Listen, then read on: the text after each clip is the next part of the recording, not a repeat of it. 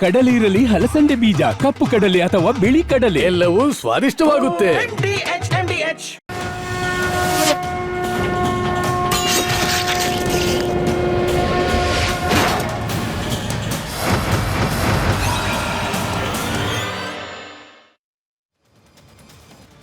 ನಮಸ್ಕಾರ, ಮಹಾಭಾರತ ಚರ್ಚಾ ಕಾರ್ಯಕ್ರಮಕ್ಕೆ ಸ್ವಾಗತ. ನಾನು ಸ್ಮಿತಾ ರಂಗನಾಥ್. ವೀಕೆಂಡ್ ಮೋಡು, ಅದರಲ್ಲೂ ಕೂಡ ರಾಜಕೀಯ ದೃಷ್ಟಿಯಲ್ಲಿ ನೋಡೋದಾದರೆ ಈಗಷ್ಟೇ ಬೆಳಗಾವಿಯ ಚಳಿಗಾಲದ ಅಧಿವೇಶನ ಮುಕ್ತಾಯವಾಗಿದೆ. ಸಾಮಾನ್ಯವಾಗಿ ಅಧಿವೇಶನ ಮುಗಿದು ಮುಂದಿನ ಈ ವರ್ಕಿಂಗ್ ಡೇಸ್ ಪ್ರಾರಂಭ ಆಗುವವರೆಗೂ ಕೂಡ ರಾಜಕಾರಣಿಗಳು ಕೂಡ ಅಂದರೆ ಶಾಸಕರು ಕೂಡ ರಿಲ್ಯಾಕ್ಸ್ ಇರುವಂತಹ ಸಂದರ್ಭ. ಆದರೆ ನಿನ್ನೆ ನಡೆದಂತಹ ಒಂದಷ್ಟು ಬೆಳವಣಿಗೆಗಳು, ರಾಜಕೀಯ ಬೆಳವಣಿಗೆಗಳು ಮತ್ತಷ್ಟು ಬಿರುಸುಗೊಳ್ಳುವ ಸೂಚನೆಯನ್ನ ನೀಡಿದೆ. ಅದರಲ್ಲೂ ಕೂಡ ಮುಖ್ಯಮಂತ್ರಿ ಕುರ್ಚಿಗೆ ಸಂಬಂಧಪಟ್ಟ ಬೆಳವಣಿಗೆಗಳು. ಅಧಿವೇಶನ ಮುಗಿಯುವವರೆಗೂ ಮಾತ್ರ ಕದನ ವಿರಾಮ. ಅಧಿವೇಶನ ಮುಗಿತು, ಇದೀಗ ಪಾರ್ಟ್ 2 ಪ್ರಾರಂಭ ಅನ್ನೋ ರೀತಿಯಲ್ಲೇ ಇತ್ತು ಮುಖ್ಯಮಂತ್ರಿ ಸಿದ್ದರಾಮಯ್ಯನವರು ಹಾಗೆ ಉಪಮುಖ್ಯಮಂತ್ರಿ ಡಿ ಕೆ ಶಿವಕುಮಾರ್ ಅವರ ಹೇಳಿಕೆ. 5 ವರ್ಷ ನಾನೇ ಸಿಎಂ, ಹೈಕಮಾಂಡ್ ಕೂಡ ನನ್ನ ಪರವಾಗಿಯೇ ಇದೆ ಅಂತ ಹೇಳಿ ಆನ್ ದ ಫ್ಲೋರ್ ಯಾವಾಗ ಸಿದ್ದರಾಮಯ್ಯನವರು ಹೇಳಿದ್ರು, ದೇವಿ ದೇವಸ್ಥಾನದಲ್ಲಿ ಪೂಜೆ ಮುಗಿಸ್ಕೊಂಡು ಡಿ ಕೆ ಶಿವಕುಮಾರ್ ಅವರು ಬಹಿರಂಗವಾಗಿ ಒಪ್ಪಂದದ ಗುಟ್ಟನ್ನು ರಟ್ಟು ಮಾಡಿಬಿಟ್ರು. ಅಲ್ಲಿಗೆ ಮಂಗಳವಾರ ದೆಹಲಿಗೆ ಹೋಗೋಕೆ ಮುಂಚೆ ಒಂದಷ್ಟು ಬೆಳವಣಿಗೆ, ದೆಹಲಿಯಿಂದ ವಾಪಸ್ ಬಂದ ಮೇಲೂ ಒಂದಷ್ಟು ಬೆಳವಣಿಗೆ ಆಗತ್ತೆ ಅನ್ನೋದಕ್ಕೆ ಡಿ ಕೆ ಶಿವಕುಮಾರ್ ಅವರು ಹಾಗೆ ಅವರ ಬಣದ ನಾಯಕರ ಮಾತುಗಳು ಸಾಕ್ಷ್ಯವಾಗಿ ನಿಲ್ತಾ ಇದೆ. ಇವತ್ತಿನ ಚರ್ಚಾ ವಿಚಾರವೂ ಅದೇ. ಯಾವಾಗ ಮುಗಿಯುತ್ತೆ ಈ ಕುರ್ಚಿ ಕಾಳಗ, ಯಾವ ಸ್ವರೂಪದಲ್ಲಿ ಮುಗಿಯುತ್ತೆ ಕುರ್ಚಿ ಕಾಳಗ? ನಿಜವಾಗ್ಲೂ ಆಡಳಿತಾರೂಢ ಕಾಂಗ್ರೆಸ್ ಪಕ್ಷ ಈ ಕುರ್ಚಿ ಕಾಳಗಕ್ಕೆ ಒಂದು ಇದಮಿತ್ತಮ್ ಅನ್ನೋ ಸೊಲ್ಯೂಷನ್ ಅನ್ನು ತೆಗೆದುಕೊಂಡು ಅಭಿವೃದ್ಧಿ ಕಡೆಗೆ, ಜನರ ಕಡೆಗೆ ಗಮನ ಕೊಡೋ ಮನಸ್ಸು ಮಾಡುತ್ತಾ? ಚರ್ಚೆಯನ್ನು ಪ್ರಾರಂಭ ಮಾಡಲಿಕ್ಕೆ ಮುಂಚೆ ಚರ್ಚೆಗೆ ಕಾರಣವಾಗ್ತಾ ಇರುವ ಮುಖ್ಯಮಂತ್ರಿಗಳ ಹೇಳಿಕೆ, ಉಪಮುಖ್ಯಮಂತ್ರಿಗಳ ಕೌಂಟರ್ ರಿಯಾಕ್ಷನ್, ಅದಕ್ಕೆ ಇಬ್ಬರು ಸಚಿವರು ಸತೀಶ್ ಜಾರಕಿಹೊಳಿ ಹಾಗೆ ಎಂ ಬಿ ಪಾಟೀಲ್ ಕೊಟ್ಟಿರುವ ರಿಯಾಕ್ಷನ್ಗಳನ್ನು ಕೇಳ್ಕೊಂಡು ಬನ್ನಿ, ಚರ್ಚೆ ಪ್ರಾರಂಭ ಮಾಡೋಣ. ನಾನು ಅವರಿಬ್ಬರು ಒಪ್ಪಂದಕ್ಕೆ ಬಂದಿದ್ದೀವಿ. ನಮ್ಮ ಹೈಕಮಾಂಡು ಒಂದು ಒಪ್ಪಂದಕ್ಕೆ ತಂದಿದೆ. ಆ ಪ್ರಕಾರ ಇಬ್ಬರು ಮಾತಾಡಿದ್ದೇವೆ, ಇಬ್ಬರು ಅನೇಕ ಬಾರಿ ಹೇಳಿದ್ದೇವೆ. ಆ ಪ್ರಕಾರ ಇಬ್ಬರು ನಡ್ಕೊಂಡು ಹೋಗ್ತೇವೆ. ಬದಲಾವಣೆ ಏನೂ ಆಗಲ್ಲ ಅಂತೀರಾ ಸರ್ ಈ ಸದ್ಯಕ್ಕೆ? ಸಿಎಂ ಈಗ ಬದಲಾವಣೆ, ರಾಜ್ಯದಲ್ಲಿ ಸಿಎಂ ಬದಲಾವಣೆ ಚರ್ಚೆ ಬಹಳಷ್ಟಿದೆ. ನಿಮ್ಮ ಶಾಸಕರು ಅದು ನೀವು ಅದಕ್ಕೆಲ್ಲ ಚರ್ಚೆ ಮಾಡ್ತಾ ಇದ್ದೀರ ಹೊರತು ನಮ್ಮಲ್ಲಿ ಯಾವ ಥರದ ಸದ್ಯಕ್ಕೆ ಯಾವ ಚರ್ಚೆನೂ ಇಲ್ಲ. ಪಕ್ಷ ಏನು ಹೇಳ್ತದೆ ಹಂಗೆ ನಾವೆಲ್ಲ ಸೇರಿ ನಡ್ಕೊಂಡು. ನಿಮ್ಮನ್ನ ಅಲುಗಾಡಿಸೋರು ನೀವು ಮಾಡ್ತೀರಾ? ನಾನು ಯಾರು ಅಲುಗಾಡ್ಸಕ್ಕಾಗಲ್ಲ.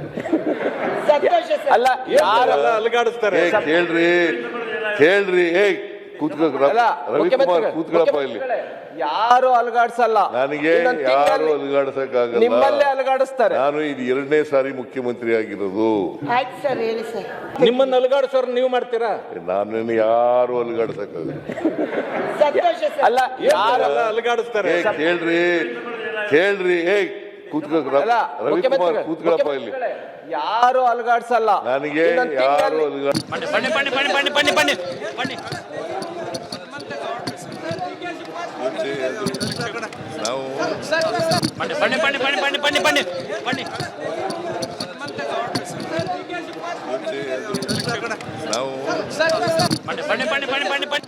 ನಾವು ಅವ್ರನ್ನ ಕೇಳ್ಬೇಕು, ನಾವೇನು ಹೇಳೋದಿಲ್ಲ.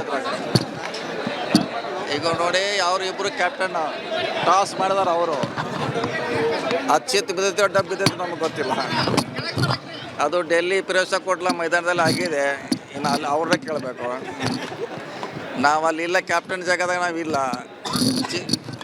ಹೆಡ್ ಟೇಲೋ ನಮ್ಗೆ ಗೊತ್ತಿಲ್ಲ.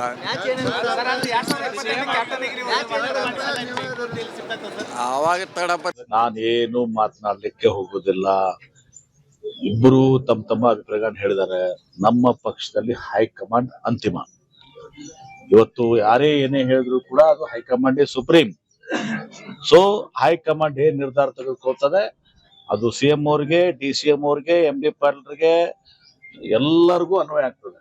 So high command is final. ಮತ್ತೆ ಬೆಳಗಾವಿಗೆ ಹೋಗಿರ್ತಾರ, ಪಾಪ ಬೆಂಗಳೂರಿಗೆ ಬಂದಿರ್ತಾರ, ಬೇರೆ ಬೇರೆ ಬಂದಿರ್ತಾರೆ. ಊಟ ಮಾಡ್ಲಾದ ಉಪವಾಸ ಇರ್ಬೇಕಾ? ಯಾರು ಉಪವಾಸ ಇರ್ತಾರೋ, ಯಾರಿಗೆ ಭರ್ಜರಿ ಹಬ್ಬದ ಊಟ ಲಭ್ಯ ಆಗತ್ತೋ, ಯಾವಾಗ ಗೊತ್ತಾಗುತ್ತೋ ಇವೆಲ್ಲ ಗೊತ್ತಿಲ್ಲ. ಆದರೆ ಗೊಂದಲ ಅಂತೂ ಮುಂದುವರೆದಿದೆ. ಎನಿವೆ ಚರ್ಚೆ ಪ್ರಾರಂಭ ಮಾಡೋಣ. ಚರ್ಚೆಯಲ್ಲಿ ಹಿರಿಯ ಪತ್ರಕರ್ತರು, ರಾಜಕೀಯ ವಿಶ್ಲೇಷಕರಾದ ಬಸವರಾಜ್ ಇಟ್ನಾಳ್ ಸರ್ ಇದ್ದಾರೆ. ಹಾಗೆ JDS ವಕ್ತಾರರಾದ ಪ್ರದೀಪ್ ಅವರಿದ್ದಾರೆ. ಸಾಮಾಜಿಕ ಹೋರಾಟಗಾರರಾದ ಹರಿರಾಮ್ ಅವರಿದ್ದಾರೆ. ಹಾಗೆ ಬಿಜೆಪಿ ವಕ್ತಾರರು ಅಶೋಕ್ ಗೌಡ್ರು ಕೂಡ ಜಾಯಿನ್ ಆಗ್ತಾ ಇದ್ದಾರೆ. ಕೆಲವೇ ಹೊತ್ತಿನಲ್ಲಿ ಸಾಮಾಜಿಕ ಹೋರಾಟಗಾರರಾದ ಸತೀಶ್ ನಾಯಕ್ ಅವರು ಕೂಡ ಜಾಯಿನ್ ಆಗೋ ನಿರೀಕ್ಷೆ ಇದೆ. ನಮಸ್ಕಾರ, ಎಲ್ಲರಿಗೂ ಕಾರ್ಯಕ್ರಮಕ್ಕೆ ಸ್ವಾಗತ. ಬಸವರಾಜ್ ಸರ್, ತಮ್ಮಿಂದಲೇ ಕಾರ್ಯಕ್ರಮ ಪ್ರಾರಂಭ ಮಾಡ್ತಾ, ನನ್ನನ್ನು ಯಾರು ಅಲಗಾಡ್ಸೋಕ್ಕಾಗೋಲ್ಲ ಅಂತ ಹೇಳಿ ಸಿದ್ದರಾಮಯ್ಯನವರು ಇದ್ದಾರೆ. ಫಿಸಿಕಲಿ ಅವ್ರನ್ನ ಅಲ್ಲಾಡಿಸೋ ಪ್ರಯತ್ನ ಯಾರು ಮಾಡ್ತಾರೋ ಬಿಡ್ತಾರೋ, ಅದಕ್ಕೆ ಯಾರಿಗೆ ಇಂಟ್ರೆಸ್ಟ್ ಇದೆಯೋ ಎಲ್ಲೋ ಗೊತ್ತಿಲ್ಲ. ಬಟ್ ಅವ್ರು ಕೂತಿರೋ ಚೇರ್ ಅದನ್ನಂತೂ ಗಟ್ಟಿಯಾಗಿ ಅಲ್ಲಾಡಿಸೋ ಪ್ರಯತ್ನ ಸತತವಾಗಿ ಡೇ ಒನ್ನಿಂದ ಆಗ್ತಾ ಇದೆ. ಇವಾಗ ಸ್ವಲ್ಪ ಫೋರ್ಸ್ ಕೂಡ ಜಾಸ್ತಿ ಆಗುತ್ತಾ ಅಂತ ಹೇಳಿ ಅಧಿವೇಶನ ಮುಗಿದ್ಮೇಲೆ? ಅಧಿವೇಶನ ಮುಗಿದಾದ್ಮೇಲೆ ನೀವು ತಾವು ಮುಂಚೆನೇ ಹೇಳಿದಂಗೆ ಹೊಸ ನಾಟಕ ಶುರು, ನಾಟಕದ ಹೊಸ ಅಂಕ ಶುರು. ಹೊಸ ನಾಟಕ ಅನ್ನೋದಕ್ಕೆ ಹಳೆ ನಾಟಕ ಹೊಸ ಅಂಕ, ಹೊಸ ಸೀನು. ಆದರೆ ಒಂದನ್ನು ನಾವು ಗಮನಿಸಬೇಕು, ಯಾವುದೇ ಒಬ್ಬ ಮುಖ್ಯಮಂತ್ರಿಗೆ ನೀವು ಸದನದಲ್ಲಿ ಅಧಿಕೃತವಾಗಿ ಒಂದು ಪ್ರಶ್ನೆ ಕೇಳಿದಾಗ, ನೀವು ಎಷ್ಟು ದಿನ ಮುಖ್ಯಮಂತ್ರಿ ಆಗಿರ್ತೀರಿ ಅಂತ ಕೇಳಿದಾಗ, ಯಾವುದೇ ಮುಖ್ಯಮಂತ್ರಿ ಆಗಿರಲಿ, ಅವರ ನಾಳೆನೇ ರಾಜೀನಾಮೆ ಕೊಡೋ ಪ್ರಸಂಗ ಇದ್ದರೂ ಕೂಡ, ರಾಜಕೀಯವಾಗಿ ಆದ ಪ್ರಸಂಗ ಇದ್ದರೂ ಕೂಡ, ನಾನೇ 5 ವರ್ಷ ಮುಖ್ಯಮಂತ್ರಿ ಹೇಳಲೇಬೇಕಾಗ್ತದೆ. ಅದನ್ನು ಯಾಕಂದರೆ ಯಾರು ಅರೆಕಾಲಿಕ ಮುಖ್ಯಮಂತ್ರಿ ಅಂತ ಪ್ರಮಾಣ ವಚನ ತೆಗೆದುಕೊಳ್ಳೋ ವಾಡಿಕೆ ಇಲ್ಲ, ಆ ಸಾಂವಿಧಾನಿಕ ಒಂದು ಪ್ರಾವಿಷನ್ ಕೂಡ ಇಲ್ಲ. ಹೀಗಿರುವಾಗ ಸಿದ್ದರಾಮಯ್ಯನವರು ನಾನೇ 5 ವರ್ಷ ಅಂತ ಸದನದಲ್ಲಿ ಹೇಳೋದನ್ನು ಅಷ್ಟಕ್ಕೆ ಸದನಕ್ಕೆ ಸೀಮಿತವಾಗಿ ಮಾತ್ರ ನಾನು ನೋಡ್ತೇನೆ. ಒಂದು ಆಮೇಲೆ ಒಂದು ಸೋಜಿಗದ ವಿಚಾರ ಏನಂದರೆ, ಜಾರಕಿಹೊಳಿ ಆಗಲಿ ಎಂ ಬಿ ಪಾಟೀಲ್ ಅವರ ಹೇಳಿಕೆ ಗಮನಿಸಿದ್ರಲ್ಲ, ಈಗ ಅವರು ಹೈಕಮಾಂಡ್ ಅಂತ ಹೇಳ್ತಿದ್ದಾರೆ. ಮುಂಚೆ ಇಲ್ಲ, 5 ವರ್ಷ ಸಿದ್ದರಾಮಯ್ಯ ಇರ್ತಾರೆ, ಮುಖ್ಯಮಂತ್ರಿ ಕುರ್ಚಿ ಖಾಲಿ ಇಲ್ಲ, ಹಾಗೆಲ್ಲ ಗಟ್ಟಿಯಾಗಿ ಮಾತಾಡೋರು. ಈಗ ಅದನ್ನೇನೂ ಮಾತಾಡ್ತಾ ಇಲ್ಲ ಅವರು. ಒಂದು ಆಮೇಲೆ ಡಿ ಕೆ ಶಿವಕುಮಾರ್ ಪ್ರತಿಕ್ರಿಯೆ ಕೂಡ ಹಾಗೆ ಇದೆ, ನಾವು ಒಪ್ಪಂದಕ್ಕೆ ಬಂದಿದ್ದೇವೆ ಅಂತ ಓಪನ್ ಆಗಿ ಹೇಳಿದ್ರು ಈಗ ಅವರು. ಯಾಕಂದ್ರೆ ಅದರ ಅರ್ಥ ಏನು, ಇದು ಒಂದು ಕೊನೆ ಹಂತಕ್ಕೆ ತಲುಪಿದೆ. ಈಗ ಇಲ್ಲಿವರೆಗೂ ಎಲ್ಲೂ ಈ ಥರ ಅಧಿಕೃತವಾಗಿ ಡಿ ಕೆ ಶಿವಕುಮಾರ್ ಹೇಳಿರಲಿಲ್ಲ, ಒಪ್ಪಂದ ಇದೆ, ಒಪ್ಪಂದಕ್ಕೆ ಬಂದಿದ್ದೇವೆ ಅಂತೇಳಿ. ಈಗ ಹೇಳಿದ್ದಾರೆ. ಈಗ ಯಾರು 5 ವರ್ಷ ಮುಖ್ಯಮಂತ್ರಿ ಆಗಿರ್ತಾರೆ ಅಥವಾ ಯಾರು 2 ವರ್ಷ ಶೇರಿಂಗ್ ಇದೆಯೋ, ಅದನ್ನು ಅವರು ಹೈಕಮಾಂಡ್ ಮುಂದೆ ಮೇ 23ಕ್ಕೆ ಮಾತಾಡಿರ್ಲಿಲ್ವಾ? ಅದನ್ನು ಮೊನ್ನೆ ಬ್ರೇಕ್ಫಾಸ್ಟ್ ಮೀಟಿಂಗಲ್ಲಿ ಮಾತಾಡಿರ್ಲಿಲ್ವಾ? ಇಡ್ಲಿ ವಡೆ ತಿನ್ನುವಾಗ ಮಾತಾಡಿರ್ಲಿಲ್ವಾ? ಅಥವಾ ನಾಟಿ ಕೋಳಿ ತಿನ್ನುವಾಗ ಮಾತಾಡಿರ್ಲಿಲ್ವಾ? ಅದೆಲ್ಲ ಉಂಟು. ಆದರೆ ಸದನದಲ್ಲಿ ಮುಜುಗರ ಆಗಬಾರ್ದು ಅಂತ ಒಂದು ಸಂದೇಶ ಏನು ರವಾನೆ ಆಗಿತ್ತು ಹೈಕಮಾಂಡಿಂದ. ಆ ಪ್ರಯತ್ನ ಮಾಡಿದ್ರು ಅವರು. ಆದರೆ ಆ ಪ್ರಯತ್ನ ಸಫಲ ಆಗೋದಕ್ಕೆ ವಿರೋಧ ಪಕ್ಷ ಬಿಡಲಿಲ್ವೇ? ಅಶೋಕ್ ಅವರು ಕಿಚಾಯಿಸಿ ಎಷ್ಟು ದಿನ ಮುಖ್ಯಮಂತ್ರಿ ನೀವು 2 ವರ್ಷ ಬರೆದು ಕೊಟ್ಟಿದ್ದಾರೆ, 5 ವರ್ಷ ಬರೆದು ಕೊಟ್ಟಿದ್ದಾರೆ, ನೋಡಿ ಅಂತ ಕೇಳಿದಾಗ ಮುಖ್ಯಮಂತ್ರಿ ಏನು ಮಾಡ್ತಾರೆ? ಆದರೆ ಯತೀಂದ್ರ ಹೇಳೋದು ತಪ್ಪು. ಅದನ್ನು ಹೊರಗಡೆ, ಸದನದ ಹೊರಗಡೆ ಯತೀಂದ್ರ ಮಾತಾಡೋದು ತಪ್ಪಾಗುತ್ತೆ. ಮುಖ್ಯಮಂತ್ರಿ ಹಾಗೆ ಹೇಳಬೇಕು. ಆಮೇಲೆ ಈಗ ನಾಳೆ ಮಂಗಳವಾರ ಹೇಳಿದ್ರಲ್ಲ, ಇನ್ನು ಹೊಸ ನಾಟಕದ ರೂಪುರೇಷೆಗಳು ಏನಿರ್ತವೆ ಅಂತೇಳಿ. ಈಗ ಏನು ಸಾಧ್ಯತೆಗಳೇನಿದ್ದಾವೆ? ಸಿದ್ದರಾಮಯ್ಯನವರನ್ನು ನೀವು ಜಾಗ ಖಾಲಿ ಮಾಡಿ ಡಿ ಕೆ ಶಿವಕುಮಾರ್ಗೆ ಮುಖ್ಯಮಂತ್ರಿ ಮಾಡೋಣ, ನಿಮಗೆ ಕೇಂದ್ರದಲ್ಲಿ ಏನೋ ಒಂದು ಸ್ಥಾನಮಾನ ಕೊಡೋಣ ಅಂತ ಹೈಕಮಾಂಡ್ ಹೇಳಿದ್ರೆ, ಸಿದ್ದರಾಮಯ್ಯ ಅವರ ಮುಂದೆ ಇರೋ ಆಪ್ಷನ್ಗಳೇನು? ಅವ್ರ ಹಿಂಬಾಲಕರು ಸಾವಿರಾರು ಮಾತಾಡಲಿ, ಅವರು ತಮ್ಮ ಅಹಿಂದ ವೋಟ್ ಬೇಸನ್ನು, ತಮ್ಮ ಇಡೀ ಒಂದು ರಾಜಕೀಯ ಒಂದು ಶಕ್ತಿಯನ್ನು ತೆಗೆದುಕೊಂಡು ಹೋಗಿ ಬೇರೆ ಪಕ್ಷ ಕಟ್ತಾರ? ಅಥವಾ ಮುಂದಿನ ಚುನಾವಣೆಯಲ್ಲಿ ನೀವು ಕಾಂಗ್ರೆಸ್ಗೆ ಓಟ್ ಹಾಕಬೇಡಿ, BJP ಓಟ್ ಹಾಕಿ ಅಂತ ಹೇಳ್ತಾರೆ ಸಿದ್ದರಾಮಯ್ಯ ಅಹಿಂದ ಬಂತ ವರ್ಗಕ್ಕೆ? ಅಥವಾ ಪಕ್ಷ ಹೊಡಿತಾರ? ಅವೆಲ್ಲ ಆಗದ ಮಾತು. ಅದಕ್ಕೇನೆ ಪದೇ ಅವರು ಹೈಕಮಾಂಡ್ ಅಂತ ಹೇಳ್ತಾ ಇರೋದು. ಹಾಗೇನೆ ಡಿ ಕೆ ಶಿವಕುಮಾರ್ ಹಾಗೆ ವಿಜೇಂದ್ರ ಅಲ್ಲಿ ಇಲ್ಲಿ ಹೇಳೋ ಥರ ನೀವು ಮುಖ್ಯಮಂತ್ರಿ, ನಾವು ಉಪಮುಖ್ಯಮಂತ್ರಿ, ಅವೆಲ್ಲ that's a very far fetched possibility. ನನಗನ್ಸಿ ಮಾಡಿ BJP ಕೂಡ ಅದನ್ನು ಅಷ್ಟು ಗಂಭೀರವಾಗಿ ಚಿಂತನೆ ನಡೆಸಿಲ್ಲ ಅನ್ಕೋತೇನೆ ನಾನು. ಯಾಕಂದ್ರೆ ಡಿ ಕೆ ಶಿವಕುಮಾರ್ಗೆ ಈಗ he is only insisting on the power sharing as per the agreement, gentlemen's word. ಅದಕ್ಕೇನೆ ಡಿ ಕೆ ಶಿವಕುಮಾರ್ ಅನೇಕ ಬಾರಿ ಹೇಳೋದೇನೆಂದ್ರೆ, ಪ್ರಯತ್ನ ಕೈ ಬಿಟ್ಟರು ಪ್ರಾರ್ಥನೆ ಕೈ ಬಿಡೋದಿಲ್ಲ. ಡಬಲ್ ಮಾಡಿದ್ದಾರೆ. ಅವ್ರಿಗಿರೋ ಭರವಸೆ ಡಿ ಕೆ ಶಿವಕುಮಾರ್ ಇರೋ ಭರವಸೆ ಎರಡು. ಒಂದು Congress high command, especially Mrs Sonia Gandhi, ಇನ್ನೊಂದು ದೇವರು. ಎರಡನ್ನ ನಂಬಿಕೊಂಡು ರಾಜಕಾರಣ ಮಾಡ್ತಿದ್ದಾರೆ. ಈಗ ಎರಡರ ಮುಂದೆನೂ ಪ್ರಾರ್ಥನೆ ಮಾಡೋದಷ್ಟೇ ಉಳಿದಿರುವ ಆಪ್ಷನ್ ಅಂತ ಹೇಳಿ. ಫಲ ಸಿಗುತ್ತಾ ಇಲ್ಲ, ಡೌಟ್ಫುಲ್. ಬಟ್ ಹರಿರಾಮ್ ಸರ್, ಯಾವಾಗೆಲ್ಲ ಈ ಒಪ್ಪಂದದ ಬಗ್ಗೆ ಪ್ರಶ್ನೆ ಕೇಳಲಾಗ್ತಾ ಇತ್ತು, ಇನ್ಕ್ಲೂಡಿಂಗ್ ಸಿದ್ದರಾಮಯ್ಯನವರು ಉತ್ತರ ಬರ್ತಿದ್ದು, ಯಾವ್ದ್ರಿ ಒಪ್ಪಂದ, ಯಾವ ಒಪ್ಪಂದನೂ ಇಲ್ಲ, ಯಾರು ಹೇಳಿದ ಒಪ್ಪಂದ ಆಗಿದೆ, ಇತ್ಯಾದಿ. ಡಿ ಕೆ ಶಿವಕುಮಾರ್ ಅವರು ಓಪನ್ ಆಗಿ ಹೇಳೇ ಬಿಟ್ರು, ಇದೊಂದು ರೀತಿಯಲ್ಲಿ ಅನ್ಸೆಟ್ ಟ್ರೂತ್ ಥರ ಇದ್ದಿದ್ದು ಇವಾಗ ಸೆಟ್ ಟ್ರೂತ್ ಆಗೋಯ್ತು, ಒಪ್ಪಂದ ಆಗಿದೆ ಅಂತ ಹೇಳಿ. ಹಿಂಗೆ ಬಹಿರಂಗವಾಗಿ ಹೇಳಿಕೆ ಶುರು ಆದ್ಮೇಲೆ ಇನ್ನೂ ತೇಪೆ ಹಚ್ಚಲಿಕ್ಕೆ ಕಾಂಗ್ರೆಸ್ ಹತ್ರ ಬಹುಶಃ ಆಪ್ಷನ್ಗಳು ಉಳಿದಿಲ್ಲ. ಒಂದು ಬಹುಶಃ ನೀವು ಹೇಳಿದಾಗೆ ಏನಾಗಿದೆ ಅಂದರೆ, ಮೊದಲಿಂದಲೂ ಕೂಡ ಅಂತೆಕಂತೆಗಳು ಮೊದಲಿಂದಲೂ ಕೂಡ ಇದ್ದಾವೆ. ಏನು ಹೈಕಮಾಂಡಲ್ಲಿ ಇವ್ರಿಗೂ 50-50 ಅಂತ ಹೇಳಿದ್ದಾರೆ, ಇವರು ಅರ್ಧ ಅವ್ರ ಅರ್ಧ ಅಂತೇಳಿ. ಮತ್ತು ಇತ್ತೀಚೆಗೆ CM ಬದಲಾವಣೆಯ ವಿಷಯವನ್ನು ತಗೊಂಡಾಗ ಆ ಗುಂಪು ಈ ಗುಂಪು 2 ಗುಂಪುಗಳು ಆ ವಿಷಯವನ್ನು ಮಾತಾಡ್ತಾ ಬಂದರು. ಆದರೆ ಅಧಿಕೃತವಾಗಿ ಕಾಂಗ್ರೆಸ್ ಪಕ್ಷ ಅದನ್ನು ಎಲ್ಲೂ ಹೇಳ್ಕೊಂಡಿಲ್ಲ. ಆಮೇಲೆ ಅಧಿಕೃತವಾಗಿ ಬಹುಶಃ ಇವತ್ತಿನವರೆಗೂ ಕೂಡ ಯಾರೂ ಅದನ್ನು ಹೇಳ್ತಿಲ್ಲ. ಇವರು ನಮ್ಮ ಮುಂದೆ ಹೇಳಿದ್ರು ಅಂತ ಹೇಳ್ತಾ ಇರೋ ಒಂದು. ಮತ್ತು ಎರಡನೇದು ನನಗೆ ಆಶ್ಚರ್ಯ ಅನಿಸೋದು, ಈಗ ಸಿದ್ದರಾಮಯ್ಯ ಅವರು ಅಸೆಂಬ್ಲಿಯಲ್ಲೂ ಕೂಡ ಮಾತಾಡ್ತಾ ಹೇಳಿದ್ರು ಏನಂತ, ನಾನು 2ನೇ ಬಾರಿ ಮುಖ್ಯಮಂತ್ರಿ ಆಗಿರೋದು ಅಂತ. ಭಾಳ ಒಳ್ಳೆಯದು. ಮತ್ತು ನಮ್ಮ ಹಿರಿಯರು ಕೂಡ ಮಾತಾಡ್ತಾ ಹೇಳಿದ್ರು, ಒಂದು ಅಹಿಂದ ಸಿದ್ದರಾಮಯ್ಯ ಅಂದರೆ ಅಹಿಂದ ಅಂತ, ಅಹಿಂದ ಅಂದರೆ ಸಿದ್ದರಾಮಯ್ಯ ಅಂತ. ಅಂದರೆ ಸಿದ್ದರಾಮಯ್ಯರು ಅಂದರೆ ಅಲ್ಪಸಂಖ್ಯಾತರು, ಹಿಂದುಳಿದವರು ಮತ್ತು ದಲಿತರ ನಾಯಕ ಅನ್ನುವಂಥ ಒಂದು ಅವ್ರನ್ನ ನಾವು ಐಡೆಂಟಿಫೈ ಮಾಡೋದು. ಆದರೆ ನನಗೆ ಪ್ರಶ್ನೆ ಏನಪ್ಪ ಅಂದರೆ, ಒಂದು ಸಿದ್ದರಾಮಯ್ಯ ಮತ್ತು ಎರಡನೇದು ಕಾಂಗ್ರೆಸ್, ಇಬ್ಬರು ಮಾತಾಡಬೇಕಾದ್ರೆ ಹೇಳೋದೇನು, ನಾವು ದಲಿತ ಪರ, ನಾವು ದಲಿತರವಾಗೇ ಇರತಕ್ಕಂಥ, ನಾವು ದಲಿತರ ವಾಯ್ಸ್ ಅಂತ. ನಾನು ಕೇಳೋವಂಥದ್ದು, ನೀವು ನೋಡಿ, ಇಡೀ ರಾಜ್ಯದ ಬಹಳ ಮುಖ್ಯವಾಗಿ ಈ ಕಳೆದ ಚುನಾವಣೆಯಲ್ಲಿ ಅತಿ ಹೆಚ್ಚು ಓಟ್ಗಳನ್ನು ಹಾಕಿರ್ತಕ್ಕಂಥದ್ದು ಮುಸಲ್ಮಾನರು, more than 90%. Congress more than 70% ದಲಿತರು ಓಟ್ ಹಾಕಿದ್ದಾರೆ. ನಾನು ಹಾಗಂತೇಳಿ ಬೇರೆ ಸಮುದಾಯಗಳು ಓಟ್ ಹಾಕಿಲ್ಲ ಅಂತ ಹೇಳ್ತಾ ಇಲ್ಲ. Comparatively if you compare to other communities, ಈ 2 ಕಮ್ಯುನಿಟಿಗಳು ಕೂಡ ಅತಿ ಹೆಚ್ಚು ಮತದಾನವನ್ನು ಕಾಂಗ್ರೆಸ್ ಪಕ್ಷಕ್ಕೆ ಕೊಟ್ಟಿದ್ದಾರೆ. ಮತ್ತು ಇವತ್ತು ಮಾತ್ರ ಅಲ್ಲ, ಕಳೆದ 70 ಇತಿಹಾಸದ 51ರ ನಂತರ ಚುನಾವಣೆಯಿಂದ ಪ್ರತಿ ಬಾರಿ ಕೂಡ ಹಾಕ್ಕೊಂಡಿದ್ದಾರೆ. ಮತ್ತು ಸಿದ್ದರಾಮಯ್ಯ ಅಹಿಂದ ಅಂತಾರೆ. ಅಂದರೆ ಈಗ ಕೂಡ ನೋಡಿ, ನೀವು ಸಿದ್ದರಾಮಯ್ಯ ಬಿಟ್ಟರೆ ನೆಕ್ಸ್ಟು DK ಅಂತ ನೋಡಿ. ಒಂದು ಇಡೀ ನಮ್ಮ ರಾಜ್ಯದ ಇತಿಹಾಸ ನೋಡಿದಾಗ ಲಿಂಗಾಯತರು ಇಲ್ಲಿವರೆಗೂ 10 ಜನ CMಗಳಾಗಿದ್ದಾರೆ ಕರ್ನಾಟಕ ಇಡೀ ಒಟ್ಟು ಆಡಳಿತದ ಪೈಕಿ. ಅವರು ಒಟ್ಟು ಆಡಳಿತದ ಪೈಕಿ 45% ಕಾಲ, ಒಟ್ಟು ರಾಜ್ಯದಲ್ಲಿ ಒಟ್ಟು ಕಾಲದ ಅವಧಿಯೊಳಗೆ 45% of the time has been ruled by the Lingayat chief ministers. ಆಮೇಲೆ ಒಕ್ಕಲಿಗರು ಸುಮಾರು 4 ಜನ ಮುಖ್ಯಮಂತ್ರಿಗಳಾಗಿದ್ದಾರೆ. ಇವರು 34%, 33.3% ಆಲ್ಮೋಸ್ಟ್ ಅಷ್ಟು ಪರ್ಸೆಂಟ್ ಕಾಲ. ಅಂದರೆ ಇವರಿಬ್ಬರು ಸೇರಿದ್ರೆ it is almost comes to 75%. ಮುಕ್ಕಾಲು ಕಾಲಘಟ್ಟವನ್ನ ರಾಜ್ಯವನ್ನ ಇವರೇ ಆಳಿದ್ದಾರೆ. ಮಹಿಳೆಯರು 0%. ಅದನ್ನ ಹೇಳಕ್ ಬಂದೆ, ಮಹಿಳೆಯರು 0%, ದಲಿತರು 0%. ಅಹಿಂದ ಸಮುದಾಯಕ್ಕೆ ಕಾಂಗ್ರೆಸ್ ಮಹಿಳೆಯರು 0%, ದಲಿತರು 0%, ಮುಸಲ್ಮಾನರು 0%. ಮತ್ತೆ ಇವರು ಅಹಿಂದ ಅನ್ನೋದನ್ನ ನನಗನ್ಸುತ್ತೆ ಸಿದ್ದರಾಮಯ್ಯ ಅವರು ದಾನು ತೆಗೆದ್ಬಿಟ್ಟು ಬರೀ ಹೀ ಅನ್ಕೊಂಡ್ರೆ ಚೆನ್ನಾಗಿರ್ತದೆ. ಯಾಕಂದ್ರೆ ಈಗ ಅವ್ರಿಗೆ ನಿಜವಾಗ್ಲೂ ಅಹಿಂದ ಅನ್ನುವಂತ ನಾಯಕ ಅನ್ಸಿದ್ರೆ ಅವ್ರಿಗೆ, ನೋಡಪ್ಪ ನಾನು ಒಂದು ಬಾರಿ ಮುಖ್ಯಮಂತ್ರಿ ಆಗಿದ್ದೆ, ಮತ್ತೆ ಈಗಲೂ ಕೂಡ ಅರ್ಧ ಅವಧಿ ಮುಗಿದೋಗಿದೆ. ಈಗ ಯಾರಾದರೂ ನೀವು ದಲಿತರು ಇಷ್ಟು ಧಾರಾಳವಾಗಿ ನಮಗೆ ಓಟನ್ನ ಹಾಕಿದಿರಿ, ಪರಮೇಶ್ವರ್ ಇದ್ದಾರೆ, KH ಮುನಿಯಪ್ಪ ಇದ್ದಾರೆ, ಮಹದೇವಪ್ಪನವರು ಇದ್ದಾರೆ, ಇನ್ನೂ ಅನೇಕ ಜನ ದಲಿತರು ನಾಯಕರುಗಳು, ಯಾರು ಬೇಡ ಆಯ್ತು, ಅತಿ ಸೀನಿಯರ್ ಆಗಿರ್ತಕ್ಕಂಥ ಮಲ್ಲಿಕಾರ್ಜುನ ಖರ್ಗೆ ಅವರು ಇಡೀ ಮುಕ್ಕಾಲು ಆಯುಷನ್ನು ಕಾಂಗ್ರೆಸ್ಗೆ ದುಡಿದಿದ್ದಾರೆ.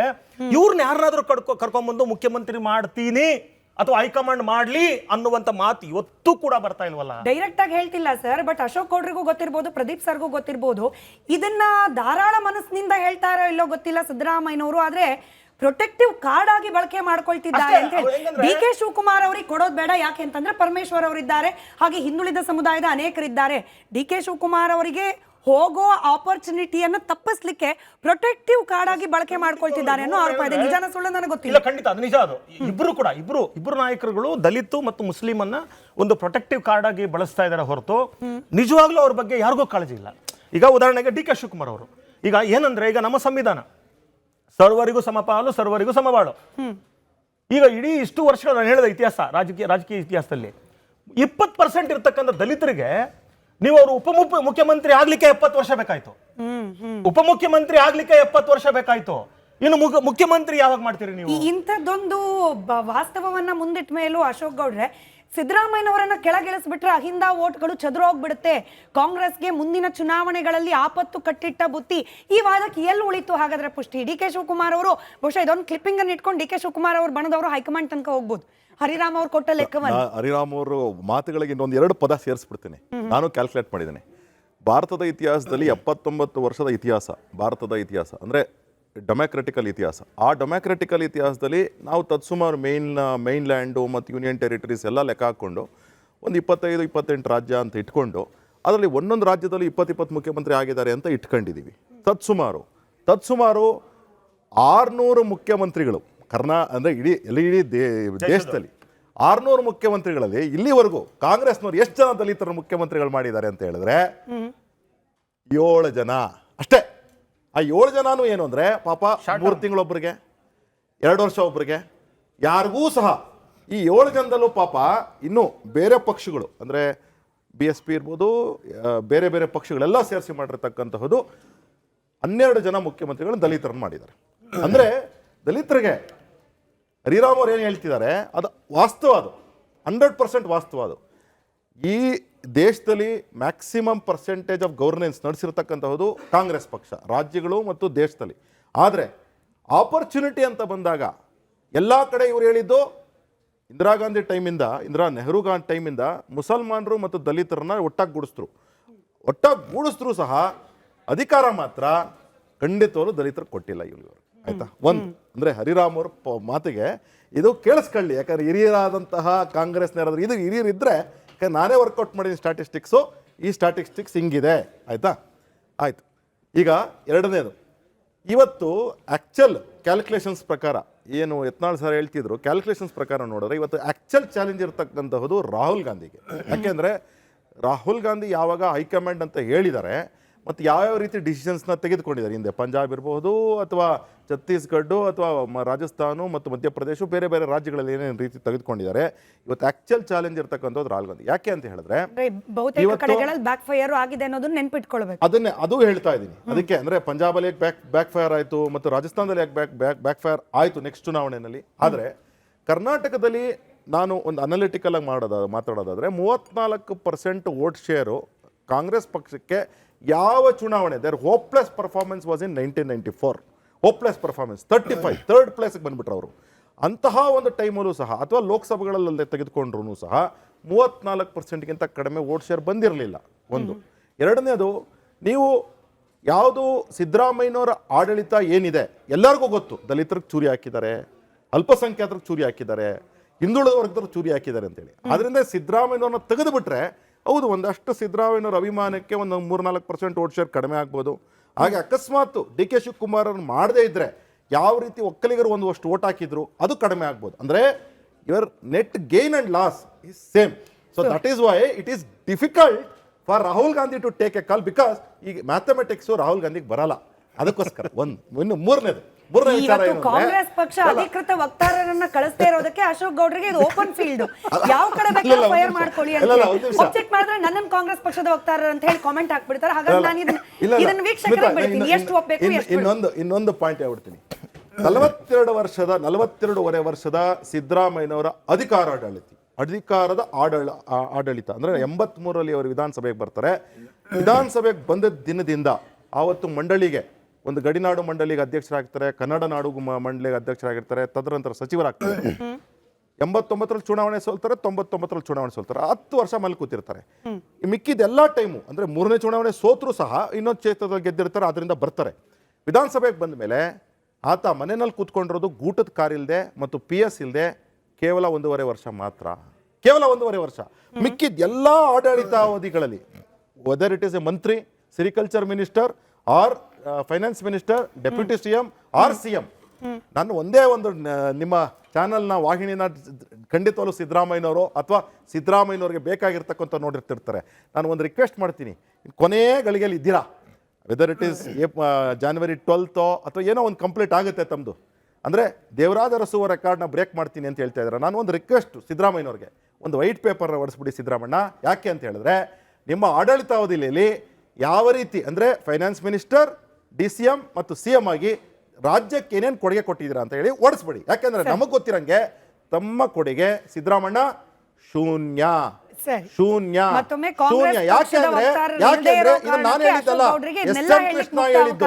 ಎಸ್.ಎಂ. ಕೃಷ್ಣ ಹೇಳಿದ್ದನ್ನ ನಾನು ಮತ್ತೆ ರಿಪೀಟ್ ಮಾಡ್ತೀನಿ. But on a very serious note, ಜನರಿಗೂ ಕೂಡ ಎಂಥ ಗೊಂದಲ ಅಂದ್ರೆ, ನಾವಿವತ್ತು ಮಹಾಭಾರತದಲ್ಲಿ ಪ್ರಶ್ನೆ ಕೇಳಿರೋದು, ಅದನ್ನ ಸಾಧ್ಯವಾದ್ರೆ ಸ್ಕ್ರೀನ್ ಮೇಲೆ ತನ್ನಿ. ಮುಖ್ಯಮಂತ್ರಿಯಾಗಿ ಸಿದ್ದರಾಮಯ್ಯನವರೇನೆ 5 ವರ್ಷ ಪೂರ್ತಿ ಮುಂದುವರಿಸ್ತಾರ ಅಂತ ಹೇಳಿ ಆ ಪ್ರಶ್ನೆಯನ್ನ PCR ಸಾಧ್ಯವಾದ್ರೆ ಸ್ಕ್ರೀನ್ ಮೇಲೆ ತನ್ನಿ. ಜನರಲ್ಲೂ ಕೂಡ ಎಷ್ಟು ಗೊಂದಲ ಇದೆ ಅಂದ್ರೆ, ಪ್ರದೀಪ್ ಸರ್ 50% ಜನ ಹೇಳ್ತಿದ್ದಾರೆ ಅಂದ್ರೆ ನಮಗೆ ವೋಟ್ ಹಾಕಿರೋದು ಸಂಖ್ಯೆ ಕಡಿಮೆ ಇರ್ಬೋದು, ಮತದಾರರ ಒಟ್ಟು ಸಂಖ್ಯೆಯನ್ನ ಗಮನಿಸಿದ್ರೆ, but this is just a sample. ನೋಡಿ ಸ್ಕ್ರೀನ್ ಅಲ್ಲಿ ಕಾಣಿಸ್ತಾ ಇದೆ, 50% ಜನ ಕನಸ್ಬಿಟ್ಟಿದೆ ಸಿದ್ದರಾಮಯ್ಯನವರು 5 ವರ್ಷ ಪೂರ್ತಿ ಇರೋಲ್ಲ. ಹಾಗಂತ ಡಿ ಕೆ ಶಿವಕುಮಾರ್ ಅವರು CM ಆಗ್ತಾರ? ಕೇವಲ 18% ಜನಕ್ಕೆ ಮಾತ್ರ ಅನಿಸ್ತಿದೆ ಡಿ ಕೆ ಶಿವಕುಮಾರ್ CM ಆಗ್ತಾರೆ ಅಂತ. ಈಗ ಸಿದ್ದರಾಮಯ್ಯನೂ ಇರಲ್ಲ, ಡಿ ಕೆ ಶಿವಕುಮಾರ್ ಇರೋಲ್ಲ ಅಂದ್ರೆ ಏನು ಅಂತ ಜನರು ಇಷ್ಟರ ಮಟ್ಟಿಗೆ ಗೊಂದಲದಲ್ಲಿದ್ದಾರೆ ಅಂತ. ಪ್ರದೀಪ್ ಸರ್, ನಾನು ಈ ಕಳೆದ ಹಲವು ದಿವಸಗಳ ಚರ್ಚೆಯನ್ನು ನಾವು ಗಮನಿಸಿದಾಗ ಇಲ್ಲಿ ಒಂದು ಪ್ರಶ್ನೆ ಇರ್ತಕ್ಕಂಥದ್ದು, ಕಾಂಗ್ರೆಸ್ ಅಧಿಕಾರಕ್ಕೆ ಬಂದಾಗ 2023ರಲ್ಲಿ ನಿಮಗೆ ಅಧಿಕಾರ ಹಸ್ತಾಂತರದ ಬಗ್ಗೆ ಚರ್ಚೆ ಆಗಿತ್ತಾ ಅಥವಾ ಒಪ್ಪಂದ ಆಗಿತ್ತಾ, ಒಪ್ಪಂದ ಆಗಿಲ್ವಾ, ಇದು ಪ್ರಶ್ನೆ. ಈ ಒಪ್ಪಂದದ ಬಗ್ಗೆ ನಾವು ಸ್ಟೇಟ್ಮೆಂಟ್ಗಳನ್ನು, ಕಾಂಗ್ರೆಸ್ನ ನಡವಳಿಕೆಯನ್ನು ನಾವು ಸೂಕ್ಷ್ಮವಾಗಿ ಗಮನಿಸಿದ್ರೆ, ನೀವು ಮೊದಲನೇ ತಗೊಳ್ಳಿ, ರಿಸಲ್ಟ್ ಬಂದ 15 ದಿವಸ ನಡೆದಂಥ ನಾಟಕ.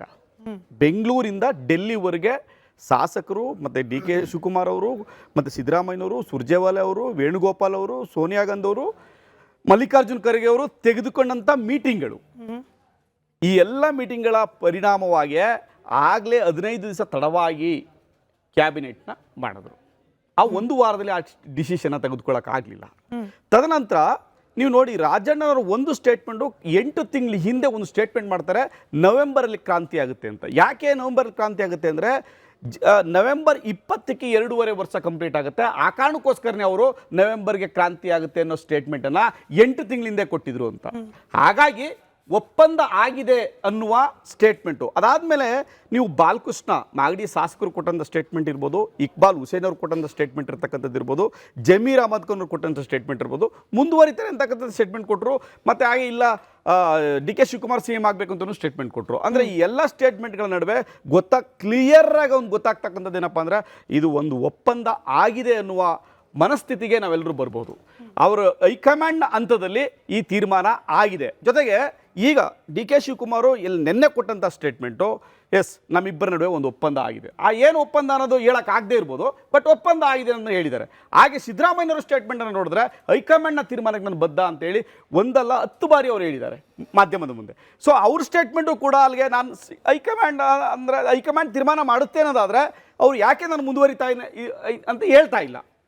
ಒಂದು, ಮಲ್ಲಿಕಾರ್ಜುನ್ ಖರ್ಗೆ ಈ ಕಾಂಗ್ರೆಸ್ ಪಕ್ಷದ ಸೀನಿಯರ್ ಮೋಸ್ಟ್ ಲೀಡರು, ಜೊತೆಗೆ ಕಾಂಗ್ರೆಸ್ ಪಕ್ಷದ ನಾಯಕರು ಕೂಡ ಹೈಕಮಾಂಡು. ಅವ್ರು ಹೇಳ್ತಾರೆ ಹೈಕಮಾಂಡ್ ತೀರ್ಮಾನ ಮಾಡಿ, ಅವರೇ ಹೈಕಮಾಂಡು. ನಾನು ಅಂದ್ಕೊಂಡಿದ್ದೀನಿ ಕಾಂಗ್ರೆಸ್ನ ಹೈಕಮಾಂಡ್ನ ಒಂದು ಭಾಗ ಅಂತೇಳಿ ಈ ಕಾಂಗ್ರೆಸ್ ಪಕ್ಷದ ರಾಷ್ಟ್ರೀಯ ಅಧ್ಯಕ್ಷನ ಅಂದ್ಕೊಂಡಿದ್ದೀನಿ. ಆದರೆ ಅವರೇ ಹೇಳ್ತಾರೆ ಹೈಕಮಾಂಡ್ ತೀರ್ಮಾನ ಮಾಡ್ತಾರೆ ಅಂತ. ಮತ್ತು ಅವರು ಮೀಡಿಯಾ ಮುಂದೆ ಸ್ಟೇಟ್ಮೆಂಟ್ ಕೊಡಬೇಕಾದ್ರೆ ಅವ್ರ ಮನೆ ಹತ್ರ ಭಾಳ ಆತುರವಾಗಿ ನನಗೆ ಗೊತ್ತಿಲ್ಲ ಹೈಕಮಾಂಡ್ ತೀರ್ಮಾನ ಮಾಡುತ್ತೆ ಅನ್ನೋ ದಾಟಿನಲ್ಲಿ ಭಾಳ ಆತುರವಾಗಿ ಹೇಳ್ತಾರೆ. ಅಂದರೆ ಅವ್ರಿಗಿದು ಸ್ಪಷ್ಟವಾಗಿದೆ. ಡಿ ಕೆ ಶಿವಕುಮಾರ್ ಅವರ ಒತ್ತಡ, ಈ ಕಡೆ ಸಿದ್ದರಾಮಯ್ಯನವರ ನಾನು ಅಧಿಕಾರವನ್ನು ಬಿಟ್ಕೊಡಲ್ಲ ಅನ್ನೋ ಒಂದು ಒತ್ತಡ, ಇವೆರಡರ ನಡುವೆ ಒಂದು ಕಿತ್ತಾಟ, ಒಡಲಾಟ ಕಳೆದ 2.5 ವರ್ಷದಿಂದ ನಾಟಕ ನಡೀತಾ ಇದೆ. ಈ ನಾಟಕದ ಬಗ್ಗೆ ಎಲ್ಲ ಮಾಧ್ಯಮಗಳಲ್ಲಿ, ಪತ್ರಿಕೆಗಳಲ್ಲಿ, ಟೀ ಕುಡಿಯುತ್ತವು, ವಾಕಿಂಗ್ ಮಾಡುತ್ತವು, ಕೋರ್ಟ್ ಕಚೇರಿಗಳಲ್ಲಿ ಎಲ್ಲ ಕಡೆ ಚರ್ಚೆ ಅಂತೂ ಆಗ್ತಾ ಇದೆ. ಅದರ ಹೊರತಾಗಿ ಮಧ್ಯದಲ್ಲಿ ನಡೆದಿರ್ತಕ್ಕಂಥ ಈ 2.5 ವರ್ಷದಲ್ಲಿ ಏನಪ್ಪ ಅಂದರೆ ಸ್ಕ್ಯಾಮ್ಗಳು, ಒಂದಾದ್ಮೇಲೆ ಸ್ಕ್ಯಾಮ್ಗಳು. ಇದರ ಹೊರತಾಗಿ ಈ ರಾಜ್ಯದ ಅಭಿವೃದ್ಧಿಯನ್ನು ಬಿಟ್ಟು ಯಾರು ಮುಖ್ಯಮಂತ್ರಿ ಆಗ್ತಾರೆ, ಯಾರು ಮುಖ್ಯಮಂತ್ರಿ ಮುಂದುವರಿಬೇಕಾ, ಬದಲಾವಣೆ ಆಗ್ತಾರೆ ಅನ್ನೋ ಬಗ್ಗೆ ಚರ್ಚೆ ಮಾಡ್ತಾ ಇದ್ದೀವಿ. ಇದ್ರ ಮಧ್ಯೆ ನಾವು ಇನ್ನೊಂದು ಗಂಭೀರವಾಗಿ ನಾವು ಮಾಡಬೇಕಾಗಿದ್ದು, ಹೈಕಮಾಂಡ್ ಎಲ್ಲಿದೆ? ಹೈಕಮಾಂಡ್ ಇರ್ತಕ್ಕಂಥದ್ದು ಭಾರತದಲ್ಲಿ ಅಥವಾ ಬೇರೆ ದೇಶದಲ್ಲಿ ಇದೆಯಾ? ಇಲ್ಲೇ ತಾನೇ ಇರ್ತಕ್ಕಂಥದ್ದು. ಭಾರತದಲ್ಲಿ ಇರ್ತಕ್ಕಂಥ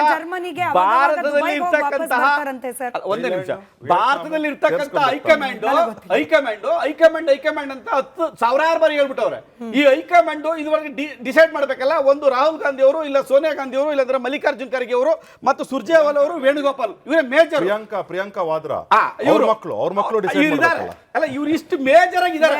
ಇವರು ಕರ್ನಾಟಕದ ಜನ, ಪ್ರದೀಪ್ ಸರ್ ನೀವೇ ಹೇಳಿ, ಕರ್ನಾಟಕದ ಜನ ವೋಟ್ ಹಾಕಿ ಗೆಲ್ಲಿಸಿರುವ ಸರ್ಕಾರದಲ್ಲಿ ಮುಖ್ಯಮಂತ್ರಿ ಯಾರಾಗಬೇಕು ಅನ್ನೋದನ್ನ ದೆಹಲಿಯಲ್ಲಿ ಕೂತ ಹೈಕಮಾಂಡ್ ನಿರ್ಧಾರ ಮಾಡಬೇಕು. ಆದ್ರೆ ನಿರ್ಧಾರ ಮಾಡ್ಲಿಕ್ಕೂ ಕೂಡ ಅವರು ದೆಹಲಿಯಲ್ಲಿ ಇಲ್ಲ, ಬೇರೆ ಬೇರೆ ದೇಶಗಳಿಗೆ ಹೋಗೋದ್ರಲ್ಲಿ ಬ್ಯುಸಿ ಆಗಿದ್ದಾರೆ, ಬೇರೆ ಬೇರೆ ಕಾರ್ಯಚಟುವಟಿಕೆಯಲ್ಲಿ ಬ್ಯುಸಿ ಆಗಿದ್ದಾರೆ. ಅಲ್ಲಿಗೆ ದೌರ್ಭಾಗ್ಯ ಕರ್ನಾಟಕದ ಜನರದಷ್ಟೇ. ವೋಟ್ ಹಾಕಿ ಸುಭದ್ರ ಸರ್ಕಾರ ರಚನೆ ಮಾಡಿದ್ರು. ಇನ್ನೊಂದೇನು ಅಂದ್ರೆ ಮೇಡಮ್, ಇಷ್ಟು ಗೊಂದಲ, ಇಷ್ಟು ಚರ್ಚೆ ಆಗ್ತಾ ಇದೆ ಅಂತಂದ್ರೆ ಹೈಕಮಾಂಡ್ ಯಾಕೆ ಇಂಟರ್ವ್ಯೂನಾಗಿ ತನ್ನ ಸ್ಟೇಟ್ಮೆಂಟ್ ಅನ್ನ, ತನ್ನ ಹೇಳಿಕೆಯನ್ನ ಈವರೆಗೆ ದಾಖಲು ಮಾಡಿಲ್ಲ ಅಂದ್ರೆ ಹೈಕಮಾಂಡ್ ಅಷ್ಟು ತಳಮಟ್ಟಕ್ಕೆ ಹೋಗಿದೆ, ಹೈಕಮಾಂಡ್ ತನ್ನ ನಿರ್ಧಾರವನ್ನು ಪ್ರಕಟಿಸುವಲ್ಲಿ ವಿಫಲರಾಗಿದ್ದಾರೆ ಅಂತ ಅರ್ಥ ಬರುತ್ತೆ. ಸೊ ಹಾಗಾಗಿ ಹೈಕಮಾಂಡು ಈ ಕೂಡಲೇ ತಮ್ಮ ನಿರ್ಧಾರವನ್ನ ರಾಜ್ಯದ ಜನತೆಗೆ ತಿಳಿಸ್ಬೇಕು. ನಿಮ್ಮ ಬಗ್ಗೆ ಬೆಳಗ್ಗೆ ಎದ್ರೆ ನಿಮ್ಮ ಹೈಕಮಾಂಡ್ ಅಂತ ತೋರಿಸ್ತಾ ಇದ್ದಾರೆ. ನೀವು ನಿಮ್ಮ ಹೇಳಿಕೆಯನ್ನ ಬಿಡುಗಡೆ ಮಾಡಿ. ರಾಹುಲ್ ಗಾಂಧಿ ಅವರು ದೇಶವನ್ನು ಪ್ರವಾಸ ಮಾಡಿದಂಥವ್ರು, ಉತ್ತರದಿಂದ ದಕ್ಷಿಣಕ್ಕೆ, ದಕ್ಷಿಣದಿಂದ ಇದಕ್ಕೆ ಪಶ್ಚಿಮಕ್ಕೆ ಮಾಡಿದಂಥವ್ರಿಗೆ ಈ ವಿಚಾರ ಗೊತ್ತಾಗಲ್ವಾ? ಲೋಕಸಭೆಯಲ್ಲಿ ಕಾನ್ಸ್ಟಿಟ್ಯೂಷನ್ ಇಟ್ಕೊಂಡು ನೀವು ಪಾಠ ಮಾಡ್ತಾ ಇದ್ರಿ, ಹೋದ್ ಕಡೆ ಭಾಷಣದಲ್ಲಿ ಕಾನ್ಸ್ಟಿಟ್ಯೂಷನ್ ಇಟ್ಕೊಂಡು ಹೇಳ್ತಾ ಇದ್ರಿ. ಒಂದು ಮುಖ್ಯಮಂತ್ರಿ ಸ್ಥಾನವನ್ನ ನೀವು ಬದಲಾವಣೆ ಬಗ್ಗೆ ಇದೆಯಾ ಇಲ್ವಾ ಅನ್ನೋದ್ರ ಬಗ್ಗೆ ಒಂದು ಡಿಸಿಷನ್ ಕೊಡಕ್ಕಾಗಿಲ್ಲ ಅಂತಂದ್ರೆ ನೀವು ಎಂತ ವಿರೋಧ ಪಕ್ಷದ ನಾಯಕರು? ಸರಿ, ಇಟ್ನಾಳ್ ಸರ್ ಆಗಲೇ ಹರಿರಾಮ್ ಸರ್ ಮಾತನಾಡುವಾಗ ನಾವು ಪ್ರೊಟೆಕ್ಟಿವ್ ಕಾರ್ಡ್ ಆಗಿ ಬಳಕೆ ಅನ್ನೋದ್ರ ಬಗ್ಗೆ ಡಿಸ್ಕಸ್ ಮಾಡ್ತಿದ್ವಿ. ಬಟ್ ಗೊಂದಲ ಯಾಕಾಗುತ್ತೆ ಅಂದರೆ ಯಾರು ಯಾರನ್ನ ಪ್ರೊಟೆಕ್ಟಿವ್ ಕಾರ್ಡ್ ಆಗಿ ಬಳಕೆ ಮಾಡ್ಕೊಳ್ತಿದ್ದಾರೆ. ಈಗ ಒಪ್ಪಂದ ಆಗಿರೋದು ಸಿದ್ದರಾಮಯ್ಯ ಡಿ ಕೆ ಶಿವಕುಮಾರ್ ಅವರ ನಡುವೆ ಆದರೂ ಕೂಡ ಸತೀಶ್ ಜಾರಕಿಹೊಳಿ ಅವರ ಬೆಳಗಾವಿಯ ಮನೆ ಬಹಳ ಆಕ್ಟಿವ್ ಇತ್ತು ಸರ್. ಡಿನ್ನರ್ ಮೀಟಿಂಗ್ಗಳ ಮೇಲೆ ಡಿನ್ನರ್ ಮೀಟಿಂಗು, ಚರ್ಚೆಗಳ ಮೇಲೆ ಚರ್ಚೆ, ಹೇಳಿಕೆಗಳಲ್ಲಿ ಸತೀಶ್ ಜಾರಕಿಹೊಳಿ ಅವರ ಹೇಳಿಕೆಯಲ್ಲಿ ಸಿಗ್ತಾ ಇರ್ತಕ್ಕಂಥ ಶಾರ್ಪ್ನೆಸ್ಸು ಇನ್ನು ಈ ಇಬ್ಬರ ಹೇಳಿಕೆಯಲ್ಲಿ ಸಿಗ್ತಾ ಇಲ್ಲ. ಅಂದರೆ ಇಲ್ಲಿ ಸಿದ್ದರಾಮಯ್ಯನವರನ್ನ ಸತೀಶ್ ಜಾರಕಿಹೊಳಿ ಅವರು ಪ್ರೊಟೆಕ್ಟಿವ್ ಕಾರ್ಡ್ ಆಗಿ ಬಳಕೆ ಮಾಡ್ಕೊಳ್ತಿದ್ದಾರೆ ಡಿ ಕೆ ಶಿವಕುಮಾರ್ ಅಧಿಕಾರಕ್ಕೆ ಬರದೇ ಇರೋ ರೀತಿಯಲ್ಲಿ, ಅಥವಾ ಸತೀಶ್ ಜಾರಕಿಹೊಳಿ ಅವರನ್ನ ಸಿದ್ದರಾಮಯ್ಯನವರು ಅಹಿಂದ ನಾಯಕ ಅನ್ನೋ ಕಾರಣಕ್ಕೆ ಪ್ರೊಟೆಕ್ಟಿವ್ ಕಾರ್ಡ್ ಆಗಿ ಬಳಕೆ ಮಾಡ್ಕೊಳ್ತಿದ್ದಾರೆ. Too much confusion. ಇವೆಲ್ಲ ಬಾರ್ಗೇನಿಂಗ್ ಚಿಪ್ಸ್. ನಾಳೆ ಮಾತುಕತೆಗೆ ಬಂದಾಗ ಈಗ ನನಗೆ ಸಿಗೋದಿಲ್ವಾ ಅವ್ರಿಗೂ ಸಿಗಬಾರ್ದು ಅನ್ನೋ ಲೆಕ್ಕ ಅಷ್ಟೇ. ಯಾಕಂದ್ರೆ ಸತೀಶ್ ಜಾರಕಿಹೊಳಿ ಆಗಲಿ ಬೇರೆ ಬೇರೆ ನಮ್ಮ ಪರಮೇಶ್ವರ ಹೆಸರುಗಳಾಗಲಿ ಅವರ ಸಾಮರ್ಥ್ಯ ಇತ್ಯಾದಿಗಳ ಬಗ್ಗೆ ಬೇರೆ ವಿಚಾರ. ಆದರೆ ಇವತ್ತಿನ ಚರ್ಚೆ ಅವರು ಮುಖ್ಯಮಂತ್ರಿ ಆಗ್ತಾರ ಇಲ್ವೋ ಅನ್ನೋದು ಅಲ್ಲ. ಹೈಕಮಾಂಡ್ ಮುಂದೆ ಕೂಡ ಜಾರಕಿಹೊಳಿ ಮುಖ್ಯಮಂತ್ರಿ ಮಾಡಬೇಕಾ, ಪರಮೇಶ್ವರ್ ಮುಖ್ಯಮಂತ್ರಿ ಮಾಡಬೇಕಾ, ಖರ್ಗೆ ಅವರು ಮುಖ್ಯಮಂತ್ರಿ ಮಾಡಬೇಕಾ ಅನ್ನೋ ಪ್ರಶ್ನೆ ಕಾಂಗ್ರೆಸ್ ಹೈಕಮಾಂಡ್ ಮುಂದೆ ಇಲ್ಲ. ಕಾಂಗ್ರೆಸ್ ಹೈಕಮಾಂಡ್ ಮುಂದೆ ಇರೋ ಪ್ರಶ್ನೆ D K Shivakumar and Siddaramaiah. ಈಗ ಹರಿರಾಮ್ ಅವರು ಹೇಳಿದ್ರಲ್ಲ ದಲಿತರನ್ನು ಹೇಗೆ ಉಪಯೋಗಿಸಿದ್ರು ಹಾಗೆ ಅಂತೇಳಿ, ಅದನ್ನು ಪ್ರಾಯಶಃ ಹೆಚ್ಚು ಕಡಿಮೆ ಎಲ್ಲ ಪಕ್ಷಗಳು ಮಾಡಿದ್ದೇವೆ ಆ ರೀತಿ. ಯಾವ ಪಕ್ಷಗಳು ಕೂಡ ಅಷ್ಟು ಮುಂದುವರಿದು ದಲಿತರನ್ನು ಮುಂಚೂಣಿಯಲ್ಲಿಟ್ಟು ಅವರನ್ನು ಮುಖ್ಯಮಂತ್ರಿ ಇನ್ನೊಂದು ಸ್ಥಾನ ಕೊಡಲ್ಲ. ಅಲ್ಪಸಂಖ್ಯಾತನ ಬಿಟ್ಟೇ ಬಿಡಿ. ಆಮೇಲೆ ಮಹಿಳೆಯರು ಕೂಡ ಅಷ್ಟೇ, ಮೂರು ವರ್ಗಗಳನ್ನ ಭಾಳ ತಾತ್ಸಾರ ಅನ್ನೋದಕ್ಕಿಂತ ಡಿಸ್ಕ್ರಿಮಿನೇಟರಿ ಟ್ರೀಟ್ಮೆಂಟನ್ನು ಕೊಡ್ತವೆ ಎಲ್ಲ ಪಕ್ಷಗಳು. ಆದರೆ 2013ರಲ್ಲಿ ಇಬ್ಬರು ದಲಿತ ನಾಯಕರಿಗೆ ಅನ್ಯಾಯ ಆಯ್ತಲ್ಲ ಕರ್ನಾಟಕದಲ್ಲಿ, ಪರಮೇಶ್ವರ್ ಮತ್ತು ಮಲ್ಲಿಕಾರ್ಜುನ್ ಖರ್ಗೆ. ಇಬ್ಬರಿಗೆ ಅನ್ಯಾಯ ಆಯ್ತಲ್ಲ. ಯಾರು ಮಾಡಿದ್ರು? ಯಾರಿಗೋಸ್ಕರ ಆಯಿತು? ಯಾರ ಲಾಭಕ್ಕೋಸ್ಕರ ಆಯಿತು? ತಮ್ಮ ಹುಟ್ಟಿನಿಂದ ಇಲ್ಲಿವರೆಗೂ ಕಾಂಗ್ರೆಸ್ಸನ್ನೇ ನಂಬಿದಂಥ ಮಲ್ಲಿಕಾರ್ಜುನ್ ಖರ್ಗೆ ಅವ್ರಿಗೆ ಆಯ್ತಾ, ಅಥವಾ ಸಿದ್ದರಾಮಯ್ಯನವ್ರಿಗೆ ಆಯ್ತಾ, ಪರಮೇಶ್ವರ್ಗೆ ಆಯ್ತಾ? ಸೊ ಈಗ ಏನಾಗಿದೆ ಅಂದರೆ ಅನುಕೂಲ ಸಿಂಧು ಸುಮ್ಮನೆ ಮಾತಿಗೋಸ್ಕರ, ಬಾರ್ಗೇನಿಂಗ್ ಚಿಪ್ಸ್ಗೋಸ್ಕರ ಅವ್ರಿಗೆ ಬೇಡ ಜಾರಕಿಹೊಳಿ ಕೊಡಿ. Jarkiholi yes is a big leader, but it is not his turn. The question is not at all there in front of high command. Party high command ಮುಂದಿರೋ ಪ್ರಶ್ನೆ ಸಿದ್ದರಾಮಯ್ಯ ಮತ್ತು ಡಿ ಕೆ ಶಿವಕುಮಾರ್ ಮಧ್ಯೆ ಒಂದು ಒಪ್ಪಂದ ಆಗಿದೆ ಅಥವಾ ಆಗಿಲ್ಲ, ಇದನ್ನು ಸ್ಪಷ್ಟಪಡಿಸಬೇಕು. ಯಾಕಂದರೆ ಈ 2.5 ವರ್ಷಗಳ ಈ ಗೊಂದಲ, ಮಾಧ್ಯಮಗಳಲ್ಲಿ ಚರ್ಚೆ, ಜನರ ಮಧ್ಯೆ ಒಂದು ರೀತಿಯ ಕನ್ಫ್ಯೂಷನ್ನು, ಶಾಸಕಗಳ ಈ ಬಡಿದಾಟ, ಈ ಎಲ್ಲದಕ್ಕೂ ಕಾರಣ ಸಿದ್ದರಾಮಯ್ಯ ಅಲ್ಲ, ಡಿ ಕೆ ಶಿವಕುಮಾರ್ ಅಲ್ಲ. ಎಲ್ಲದಕ್ಕೂ ಕಾರಣ ಪಾರ್ಟಿ ಹೈಕಮಾಂಡ್.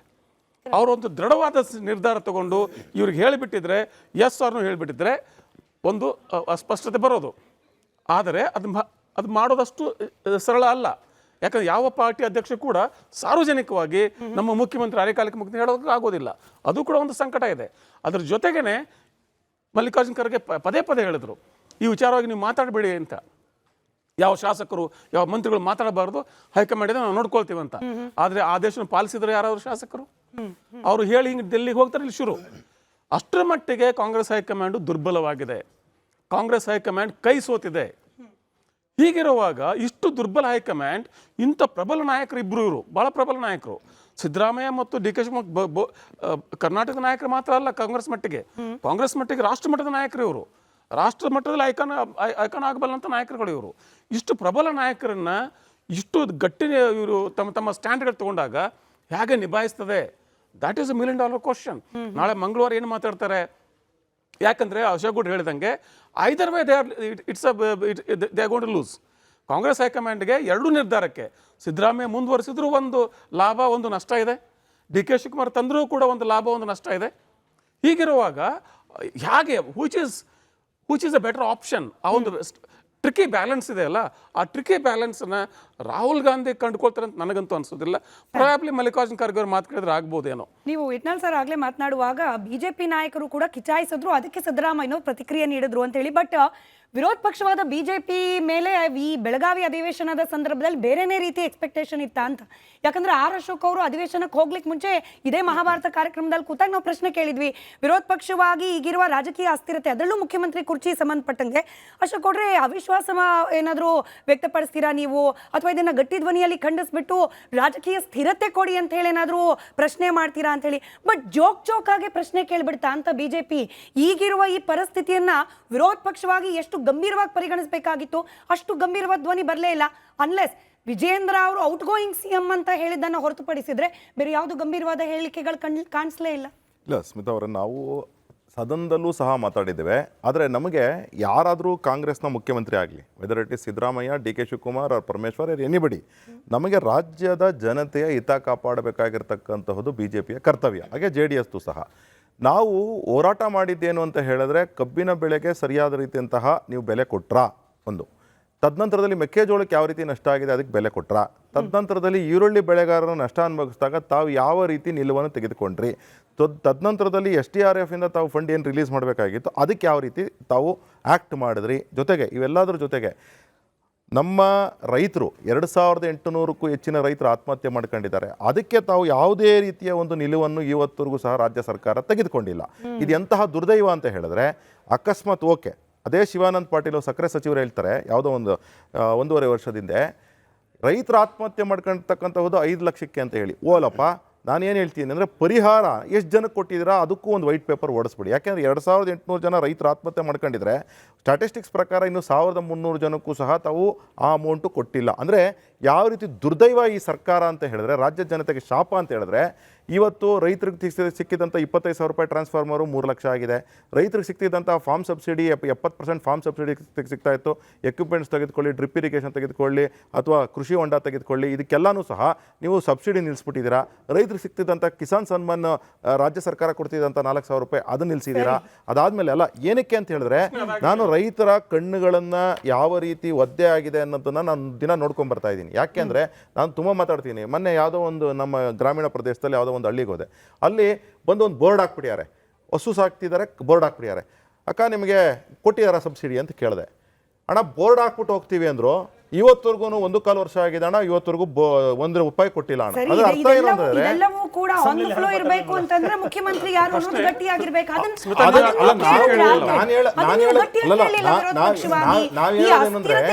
ಕೂಡ ವೆರಿ ಲೈಟರ್ ನೋಟಲ್ಲಿ ತೆಗೆದುಕೊಳ್ಬಿಡ್ತಾ ವಿರೋಧ ಪಕ್ಷ.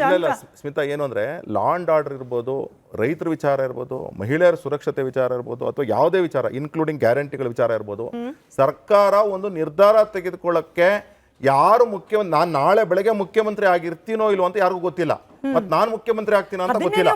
ಅದೇ ಪ್ರಶ್ನೆ, ಅದೇ ಅಲ್ಲಲ್ಲ, ನಾವು ನಮ್ದು ಹೈಲೈಟ್ ಮಾಡಿ ಈ ಸಮಸ್ಯೆಗಳಿದೆಯಪ್ಪ, ಅಲ್ಲ ಈ ಸಮಸ್ಯೆಗಳನ್ನ ನೀವು ಪರಿಹರಿಸಕ್ಕೆ ಮುಖ್ಯಮಂತ್ರಿಗಳು, ಈಗಿನ ತತ್ಕಾಲಿಕ ಮುಖ್ಯಮಂತ್ರಿ ಆಗಿರ್ತಕ್ಕಂಥ ಸಿದ್ದರಾಮಯ್ಯನವರೇ ತಾವು ಏನ್ ಆಕ್ಷನ್ ತೆಗೆದುಕೊಂಡಿದ್ದೀರಾ ಅನ್ನೋ ಪ್ರಶ್ನೆ ಮಾಡಿದ್ವಿ. ಮುಂದಿನ ಮುಖ್ಯಮಂತ್ರಿ ಆಗ್ಬೇಕು ಅಂತಿರ್ತಕ್ಕಂತಹ DK ಶಿವಕುಮಾರ್ ಅವರೇ ತಮ್ಮ ಇಲಾಖೆನಲ್ಲಿ ಇರಿಗೇಷನ್ ಡಿಪಾರ್ಟ್ಮೆಂಟ್ ಅಲ್ಲಿ ಒಂದಿಲ್ಲ, ತಾವು BBMP ನಲ್ಲಿ ಇವತ್ತು ಈ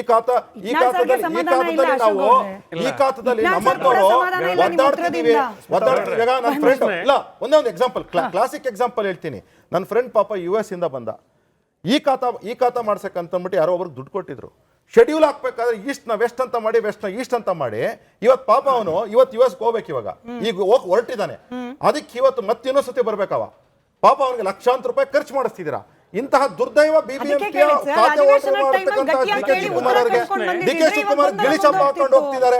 ಇಂತಹ ದುರ್ದೈವ ಶಾಪ ಏನಾಯ್ತು ಅಂದ್ರೆ, ನೀವು ಹೇಳ್ತಾ ಇದ್ದಿದ್ದು ಅನೇಕ ಮಾಧ್ಯಮಗಳಲ್ಲಿ ಅವಿಶ್ವಾಸ ನಿರ್ಣಯ ತಗೊಂಡ್ಬರ್ತೇನೆ ಅಂತ ಹೇಳಿ ನೀವು ಹೇಳ್ತಾ ಇರೋ ಜನರ ಕನ್ಸರ್ನ್ ಬಗ್ಗೆ, ಕಾಳಜಿ ಬಗ್ಗೆ ಹೇಳ್ತಾ ಇದ್ದಾರೆ. ಈ ಕಡೆ ಜನರ ಕಾಳಜಿಗಳ ಬಗ್ಗೆನೂ ದೀರ್ಘವಾಗಿ ಚರ್ಚೆ ಆಗಲಿಲ್ಲ. ಅವಿಶ್ವಾಸ ನಿರ್ಣಯ ನೀವು ಯಾಕೆ ತರಲಿಲ್ಲ ಅಂತ ನನ್ನ ರೀಡಿಂಗ್ ಹೇಳ್ತೇನೆ. ಯಾಕಂದ್ರೆ ನಿಮಗೆ ಕಾನ್ಫಿಡೆನ್ಸ್ ಇರಲಿಲ್ಲ. You had no confidence in your no confidence motion. ನಮ್ಮ ಹೋರಾಟದ ಫಲ 3,500 ಕೋಟಿ ಉತ್ತರ ಕರ್ನಾಟಕಕ್ಕೆ ಇವತ್ತು ಅಲ್ಲಲ್ಲ, ಅಟ್ಲೀಸ್ಟ್ ಹೇಳಿದ್ದಾರೆ, ಹೇಳಿಕೆ ಕೊಟ್ಟಿದ್ದಾರೆ 3,500 ಕೋಟಿ ನಮ್ಮ ಹೋರಾಟದ ಇದೇ ರಾಜಕೀಯ ಇಲ್ಲಿನ ಬೆಂಗಳೂರಿನ ಸಮಸ್ಯೆಗಳನ್ನ ಅಥವಾ ರಾಜಕೀಯ ಸಮಸ್ಯೆಗಳನ್ನ, ಪೊಲಿಟಿಕಲ್ ಇನ್ಸ್ಟೆಬಿಲಿಟಿ ಸಮಸ್ಯೆಗಳನ್ನ ಚರ್ಚೆ ಮಾಡೋಕೆ ಬೆಳಗಾವಿಗೆ ಯಾಕೆ ಹೋಗ್ಬೇಕಪ್ಪ? ಅಲ್ಲಿಗೆ ಬೆಳಗಾವಿಗೆ ಪಾಪ ಆ ಉತ್ತರ ಕರ್ನಾಟಕ ಸಮಸ್ಯೆ ಬಗ್ಗೆ ಚರ್ಚೆ ಆಗಬೇಕು, ಉತ್ತರ ಕನ್ನಡ ಜನತೆಗೆ ನೀವು ಸ್ಪಂದಿಸಬೇಕು, ಅವ್ರನ್ನ ಅಹವಾಲುಗಳನ್ನ ಸ್ವೀಕರಿಸಬೇಕು. ಅಲ್ಲಿ ಕಾರ್ಡನ್ ಆಫ್ ಮಾಡ್ತದೆ ಸರ್ಕಾರ, ಯಾರು ರೈತರು ಹತ್ರ ಬರಂಗಿಲ್ಲ.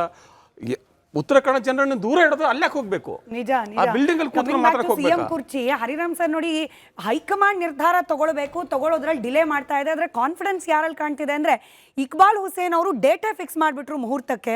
ಇವತ್ತು ಕೂಡ ಶಿವಗಂಗಾ ಬಸವರಾಜ್ ಆದರೂ ಜನವರಿಯಲ್ಲಿ ಮುಖ್ಯಮಂತ್ರಿ ಆಗೇ ಆಗ್ತಾರೆ ಅಂತ ಹೇಳಿ. ಅಂದ್ರೆ ಈ ಕಾನ್ಫಿಡೆನ್ಸು ಡಿ ಕೆ ಶಿವಕುಮಾರ್ ಅವರ ಬಣದಲ್ಲಿ ಹೆಚ್ಚಾಗ್ತಾ ಇದ್ರು ಕೂಡ ಹಠಾನ್ನೋತ್ ಸಿದ್ದರಾಮಯ್ಯನವರ ಬಣದಲ್ಲಿ ಏನು ಕಮ್ಮಿ ಆಗಿಲ್ಲ. ನಾವು ಬಿಟ್ಕೊಡೋದಿಲ್ಲ ಅನ್ನೋ ಸ್ಪಷ್ಟ ಸಂದೇಶವನ್ನು ಆನ್ ದ ಫ್ಲೋರು ಕೊಡ್ತಿದ್ದಾರೆ, ಔಟ್ಸೈಡ್ ಮೀಡಿಯಾ ಮುಂದೆನೂ ಕೊಡ್ತಿದ್ದಾರೆ ಅಂತ. ಇಲ್ಲ, ಖಂಡಿತ. ಈಗ ಏನಾಗಿದೆ ಅಂತ ಹೇಳಿದ್ರೆ, ಈಗ ಇಟ್ನಾಳ್ ಅವರು ಹೇಳಿದಾಗೆ ಸರ್ಕಾರಕ್ಕೆ ಜನರ ಸಮಸ್ಯೆಗಳ ಬಗ್ಗೆ ಒಂದು ಚೂರು ಕಾಳಜಿ ಇಲ್ಲ. ಮತ್ತು ನೀವು ಹೇಳಿದಾಗೆ ನಮ್ಮ ಅಪೋಸಿಷನ್ ಪಾರ್ಟಿಯವರು ಕೂಡ ಫೇಲ್ ಆದರು, ಅಸೆಂಬ್ಲಿಯಲ್ಲಿ ಅವ್ರನ್ನ ಕಟ್ ಹಾಕಲಿಕ್ಕೆ ಫೇಲ್ ಆದರು. ನೀವು ಹೇಳಿದಾಗ ಒಂದು ರೀತಿ ಜೋಕ್ಸ್ ಮಾಡಿಕೊಂಡು ಈ ಸ್ಟ್ಯಾಂಡಪ್ ಜೋಕ್ ಇದು ಮಾಡ್ತಾರಲ್ಲ, ಆ ರೀತಿಯಾಗಿ ಅದು ಹಾಗಾಗಿ ಮುಗಿಸ್ಬಿಡ್ತೀನಿ ನಾನು. ಹಾಗಾಗಿ ಇವರು ಆ್ಯಕ್ಚುಲಿ ಸಿದ್ದರಾಮಯ್ಯ ಅವ್ರನ್ನ ಕಟ್ ಹಾಕ್ಬೋದಾಗಿತ್ತು. ಯಾಕಂತ ಹೇಳಿದ್ರೆ, ಒಂದು ರೈತರ ಇಶ್ಯೂಗಳಿದೆ, ಮತ್ತು ಇವತ್ತು ಗ್ಯಾರಂಟಿಗಳು ಘೋಷಣೆ ಮಾಡಿದ್ದಾರೆ ಅಷ್ಟೇ, ಯಾವುದೂ ಗ್ಯಾರಂಟಿಗಳು ಕರೆಕ್ಟಾಗಿ ಹೋಗ್ತಾ ಇಲ್ಲ. ಮತ್ತು ಬಹಳ ಮುಖ್ಯವಾಗಿ ಆ ಗ್ಯಾರಂಟಿಗಳ ಹೆಸರಿನಲ್ಲಿ ದಲಿತರಾಮಯ್ಯ ಅನ್ನುವಂಥ ಸಿದ್ದರಾಮಯ್ಯನವರು ದಲಿತರ ದುಡ್ಡನ್ನು ಲೂಟ್ ಮಾಡ್ತಾವ್ರೆ, SC TSP ದುಡ್ಡನ್ನು ಲೂಟ್ ಮಾಡ್ತಾವ್ರೆ. ಅದನ್ನು ಮಾತಾಡ್ಬೋದಾಗಿತ್ತು, ಮಾತಾಡಲಿಲ್ಲ. ಸೊ ಹೀಗೆ ಒಂದು ಕಡೆ ಅಪೋಸಿಷನ್ ಪಾರ್ಟಿ ಫೇಲ್ ಆಗಿದೆ. ಮತ್ತು ನಮ್ಮ ಇಟ್ನಾಳ್ ಒಂದು ಕೆಲವು ಪ್ರಶ್ನೆಗಳನ್ನು ತೆಗೆದ್ರು. ಏನಂದರೆ, ಇತರೆ ಪಕ್ಷಗಳು ಕೂಡ ಹಾಗೆ ಮಾಡಿದ್ದಾರೆ ಅಂತ. ಖಂಡಿತವಾಗ್ಲೂ ಎಲ್ಲ ರಾಜಕೀಯ ಪಕ್ಷಗಳು ಕೂಡ ದಲಿತರಿಗೆ ಮೋಸ ಮಾಡಿದ್ದಾರೆ, ರಾಷ್ಟ್ರೀಯ ಪಕ್ಷಗಳು, ಎಲ್ಲ ರಾಜಕೀಯ ಪಕ್ಷ, ಇವನ್ ಇನ್ಕ್ಲೂಡಿಂಗ್ ಸ್ಟೇಟ್ ಪಾರ್ಟಿ. ಆದರೆ ನನ್ನ ಪ್ರಶ್ನೆ ಏನಂದರೆ, ಉದಾಹರಣೆಗೆ ಮೂಲಭೂತವಾಗಿ ದಲಿತರು ಮೊದಲಿಂದಲೂ ಕೂಡ ಇವತ್ತಿಂದ ಕೂಡ ಕಾಂಗ್ರೆಸ್ಗೆ ದೊಡ್ಡ ಪ್ರಮಾಣದಲ್ಲಿ, ಯಾಕಂದ್ರೆ ಈಗ ನಾನು ಲೋನ್ ತಗೊಂಡಿರೋದು ನಿಮ್ಮ ಹತ್ರ ಲೋನ್ ತಗೊಂಡು ನಿಮ್ಮ ಹತ್ರ ತಗೊಂಡು EMI ನೀವು ಕಟ್ಟಿರೋದು ಬಿಟ್ಟು ಇವ್ರನ್ನ EMI ಕಟ್ಟಿರಿ ಅಂದ್ರೆ ಹೆಂಗಾಗುತ್ತೆ ಅದು? ಈಗ ಬಿಜೆಪಿಗೆ ಉದಾಹರಣೆಗೆ ಕಾಂಗ್ರೆಸ್ಗೆ ನಾವು ಹಾಕಿದಷ್ಟು 70-80% ಓಟು ಬಿಜೆಪಿಗೆ ಹಾಕ್ಬಿಟ್ಟು ಮಾಡ್ಲಿಲ್ಲ ಅಂದ್ರೆ ಅವ್ರ ಕತ್ತನ್ ಪಟ್ಟಿಡ್ಕೊಳ್ಳೋಣ. JDSಗೆ ಹಾಕ್ಬಿಟ್ಟು ನೀವು CM ಮಾಡಲಿಲ್ಲ ಅಂದ್ರೆ ಕತ್ತನ್ ಪಟ್ಟಿಡ್ಕೊಳ್ಳೋಣ. ಕಾಂಗ್ರೆಸ್ಗೆ ನಮ್ಮ ವಂಶ ಪಾರಂಪರ್ಯವಾಗಿ ಹಾಕೊಂಡ್ಬರ್ತಾ ಇದ್ದೀವಿ, ಇವತ್ತಿನವರೆಗೂ ಮಾಡಲಿಲ್ಲ ನೀವು. ಆಮೇಲೆ ನೀವು ದಲಿತ ರಾಮಯ್ಯ ಅಂತ ಹೇಳ್ತೀರಾ, ಆಯ್ತಪ್ಪ ನಮ್ಗೆ ಅಧಿಕಾರ ಕೊಟ್ಟಿಲ್ಲ, CM ಮಾಡಲಿಲ್ಲ, ಅಟ್ಲೀಸ್ಟ್ ನಮಗೆ ಒಂದು ಎಕ್ಸಿಕ್ಯೂಟಿವ್ ಅಲ್ಲಿ ಕಾರ್ಯಾಂಗದಲ್ಲಿ ನಮ್ಗೆ ಏನಾದ್ರು ಕೊಡ್ತಾರ ಅಂದ್ರೆ 31 ಜಿಲ್ಲಾಧಿಕಾರಿಗಳ ಪೈಕಿ ಇಬ್ಬರು ಒಬ್ಬ SC ಒಬ್ರು ST ಜಿಲ್ಲಾಧಿಕಾರಿಗಳಿದ್ದಾರೆ. ಅತಿ ಹೆಚ್ಚು ಜಿಲ್ಲಾಧಿಕಾರಿಗಳು ಅವ್ರ ಸಮುದಾಯದವರ ಇದ್ದಾರೆ. ಜಾತಿವಾದ ಹೇಳೋದು ಅಹಿಂದ, ಮಾಡೋದು ಜಾತಿವಾದ. ಆಮೇಲೆ ಇವತ್ತು ನಿಮಗೆ ಹೇಳಿದಾಗೆ ಅನೇಕ ದಲಿತರ ಸಮಸ್ಯೆಗಳಿದ್ದಾವೆ, ಅನೇಕ ಲಾ ಆ್ಯಂಡ್ ಆರ್ಡರ್ ಅಂತೂ ಬಹಳ ಕೆಟ್ಟು ನಿಂತಿದೆ.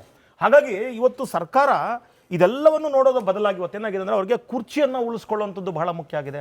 ಇನ್ನು ಕೇಂದ್ರ ಅಂದ್ರೆ ಅವರ ಹೈಕಮಾಂಡ್, ಪ್ರದೀಪ್ ಹೇಳಿದಾಗೆ ಪಾಪ ಮಲ್ಲಿಕಾರ್ಜುನ್ ಖರ್ಗೆ ಅವರು ದ ಮೋಸ್ಟ್ ಸೀನಿಯರ್ ಕರ್ನಾಟಕದಲ್ಲಿ, ಈಸ್ ದ ಮೋಸ್ಟ್ ಸೀನಿಯರ್. ಆದ್ರೆ ಅವ್ರನ್ನ ಕೇಳಿದಾಗ ಪಾಪ ಅವ್ರು ನಮ್ಮ ಹೈಕಮಾಂಡ್ ಅಂತಾರೆ. ಅಂದ್ರೆ ಅವ್ರ ಹೈಕಮಾಂಡ್, ನಾವು ಇಷ್ಟು ವರ್ಷ ಅವರೇ ಹೈಕಮಾಂಡ್, ಪಾಪ ನಮ್ಮವರೊಬ್ಬರು ಹೈಕಮಾಂಡ್ ಆಗಿರೋಂಥ ಖುಷಿ ಇತ್ತು ನಮಗೆ. ಆದ್ರೆ ಅವ್ರ ಬಾಯಲ್ಲಿ ನಮ್ಮ ಹೈಕಮಾಂಡ್ಗೆ ಹೇಳ್ತೀನಿ ಅಂದ್ರೆ ಇದು ಹೆಂಗಾಯ್ತು ಅಂದ್ರೆ, ಇದು ಕತೆ ಇದು ಪ್ರಿನ್ಸಿಪಲ್ ನಾನು ಇನ್ನೊಬ್ಬನ ಪ್ರಿನ್ಸಿಪಲ್ ಹೇಳ್ತೀನಿ ಅನ್ನಂಗಾಯ್ತು. ಸೊ ಹಾಗಾಗಿ ಇವತ್ತು ಯಾವ ಸ್ಥಿತಿಗೆ ನಾವು ಬಂದು ತಲುಪಿದೀವಿ ಅಂದ್ರೆ, ಹೈಕಮಾಂಡ್ಗೆ ಕರ್ನಾಟಕ ಸರ್ಕಾರ ಬಂದು ATM ಕಾರ್ಡ್, ATM ಇಂದ ಟೈಮ್ ಟು ಟೈಮ್ ನಮ್ಗೆ ಏನ್ ಬೇಕೋ ಅದು ಸಿಕ್ಕಿದ್ರೆ ಸಾಕು. ಅಲ್ಲಿ ನೀವು ಯಾರಾದ್ರೂ ಜಗಳ ಆಡ್ಕೊಳ್ಳಿ, ಏನಾದ್ರೂ ಮಾಡ್ಕೊಳ್ಳಿ, ನಮ್ಗೆ ಬೇಕಾಗಿಲ್ಲ. ರಾಹುಲ್ ಗಾಂಧಿ ಅವ್ರು ಮಾತ್ರ ಸಂವಿಧಾನವನ್ನ ಇಟ್ಕೊಂಡು ಎಲ್ಲ ಕಡೆ ಶೋ ಕೊಟ್ಕೊಂಡು, ಇವ್ರದ್ದು ಹೆಂಗಾಗಿದೆ ಅಂದ್ರೆ ಕಾಂಗ್ರೆಸ್ನ ಕತೆ ಇವ್ರಿಗೆ ಬಹಳ ಚೆನ್ನಾಗಿ ಗೊತ್ತಿದೆ. ದಲಿತರನ್ನ 3 ವಿಷಯಗಳಲ್ಲಿ ಮೋಸ ಮಾಡಬಹುದು. ಒಂದು, ಬಾಬಾ ಸಾಹೇಬ್ ಅಂಬೇಡ್ಕರ್ ಅವರ ಹೆಸರು, 2ನೇದು ಸಂವಿಧಾನ, 3ನೇದು ಮೀಸಲಾತಿ. ಈಗ ಸಿದ್ದರಾಮಯ್ಯನವರು ಉದಾಹರಣೆಗೆ ಕಳೆದ ಬಾರಿ ಬಿಜೆಪಿ ಸರ್ಕಾರ ಇದ್ದಾಗ ಖಾಸಗಿ ಕ್ಷೇತ್ರದಲ್ಲಿ ಮೀಸಲಾತಿ ತರಬೇಕು ಅಂದ್ರು. ನಿಮ್ದೇ ಸರ್ಕಾರ, ತಗೊಂಬನ್ನಿ, ಯಾರು ಬೇಡ ಅಂದ್ರು? ತಗೊಂಬನ್ನಿ, ನಾನು ಅಧಿಕಾರಕ್ಕೆ ಬಂದ್ರೆ ಖಾಸಗಿ ಕ್ಷೇತ್ರದಲ್ಲಿ ಮೀಸಲಾತಿ ತಂದ್ಬಿಡ್ತೀನಿ ಅಂದ್ರು. ನಿಮ್ದೇ ಸರ್ಕಾರ ಅಲ್ಲ ಸ್ವಾಮಿ, ತಗೊಂಬನ್ನಿ. ಯಾಕೆ? ಆವಾಗ ಮೀಸಲಾತಿ ಹೆಸರಲ್ಲಿ ದಲಿತರ ಓಟನ್ನು ಕಿತ್ಕೊಂಡ್ರಿ. 2ನೇ ಸಂವಿಧಾನ, ಮನೆಗೂ ಸಂವಿಧಾನ. ಈಗ ನನ್ನ ಪ್ರಶ್ನೆ, ನಾನು ಮೊನ್ನೆ ಅಸೆಂಬ್ಲಿಯಲ್ಲಿ ಎಂಥದ್ದು SC TSP ಹಣ ಎಷ್ಟು ದುರುಪಯೋಗ ಆಗಿದೆ ಅಂತ ಕಳಿಸಿದ್ದಾರೆ.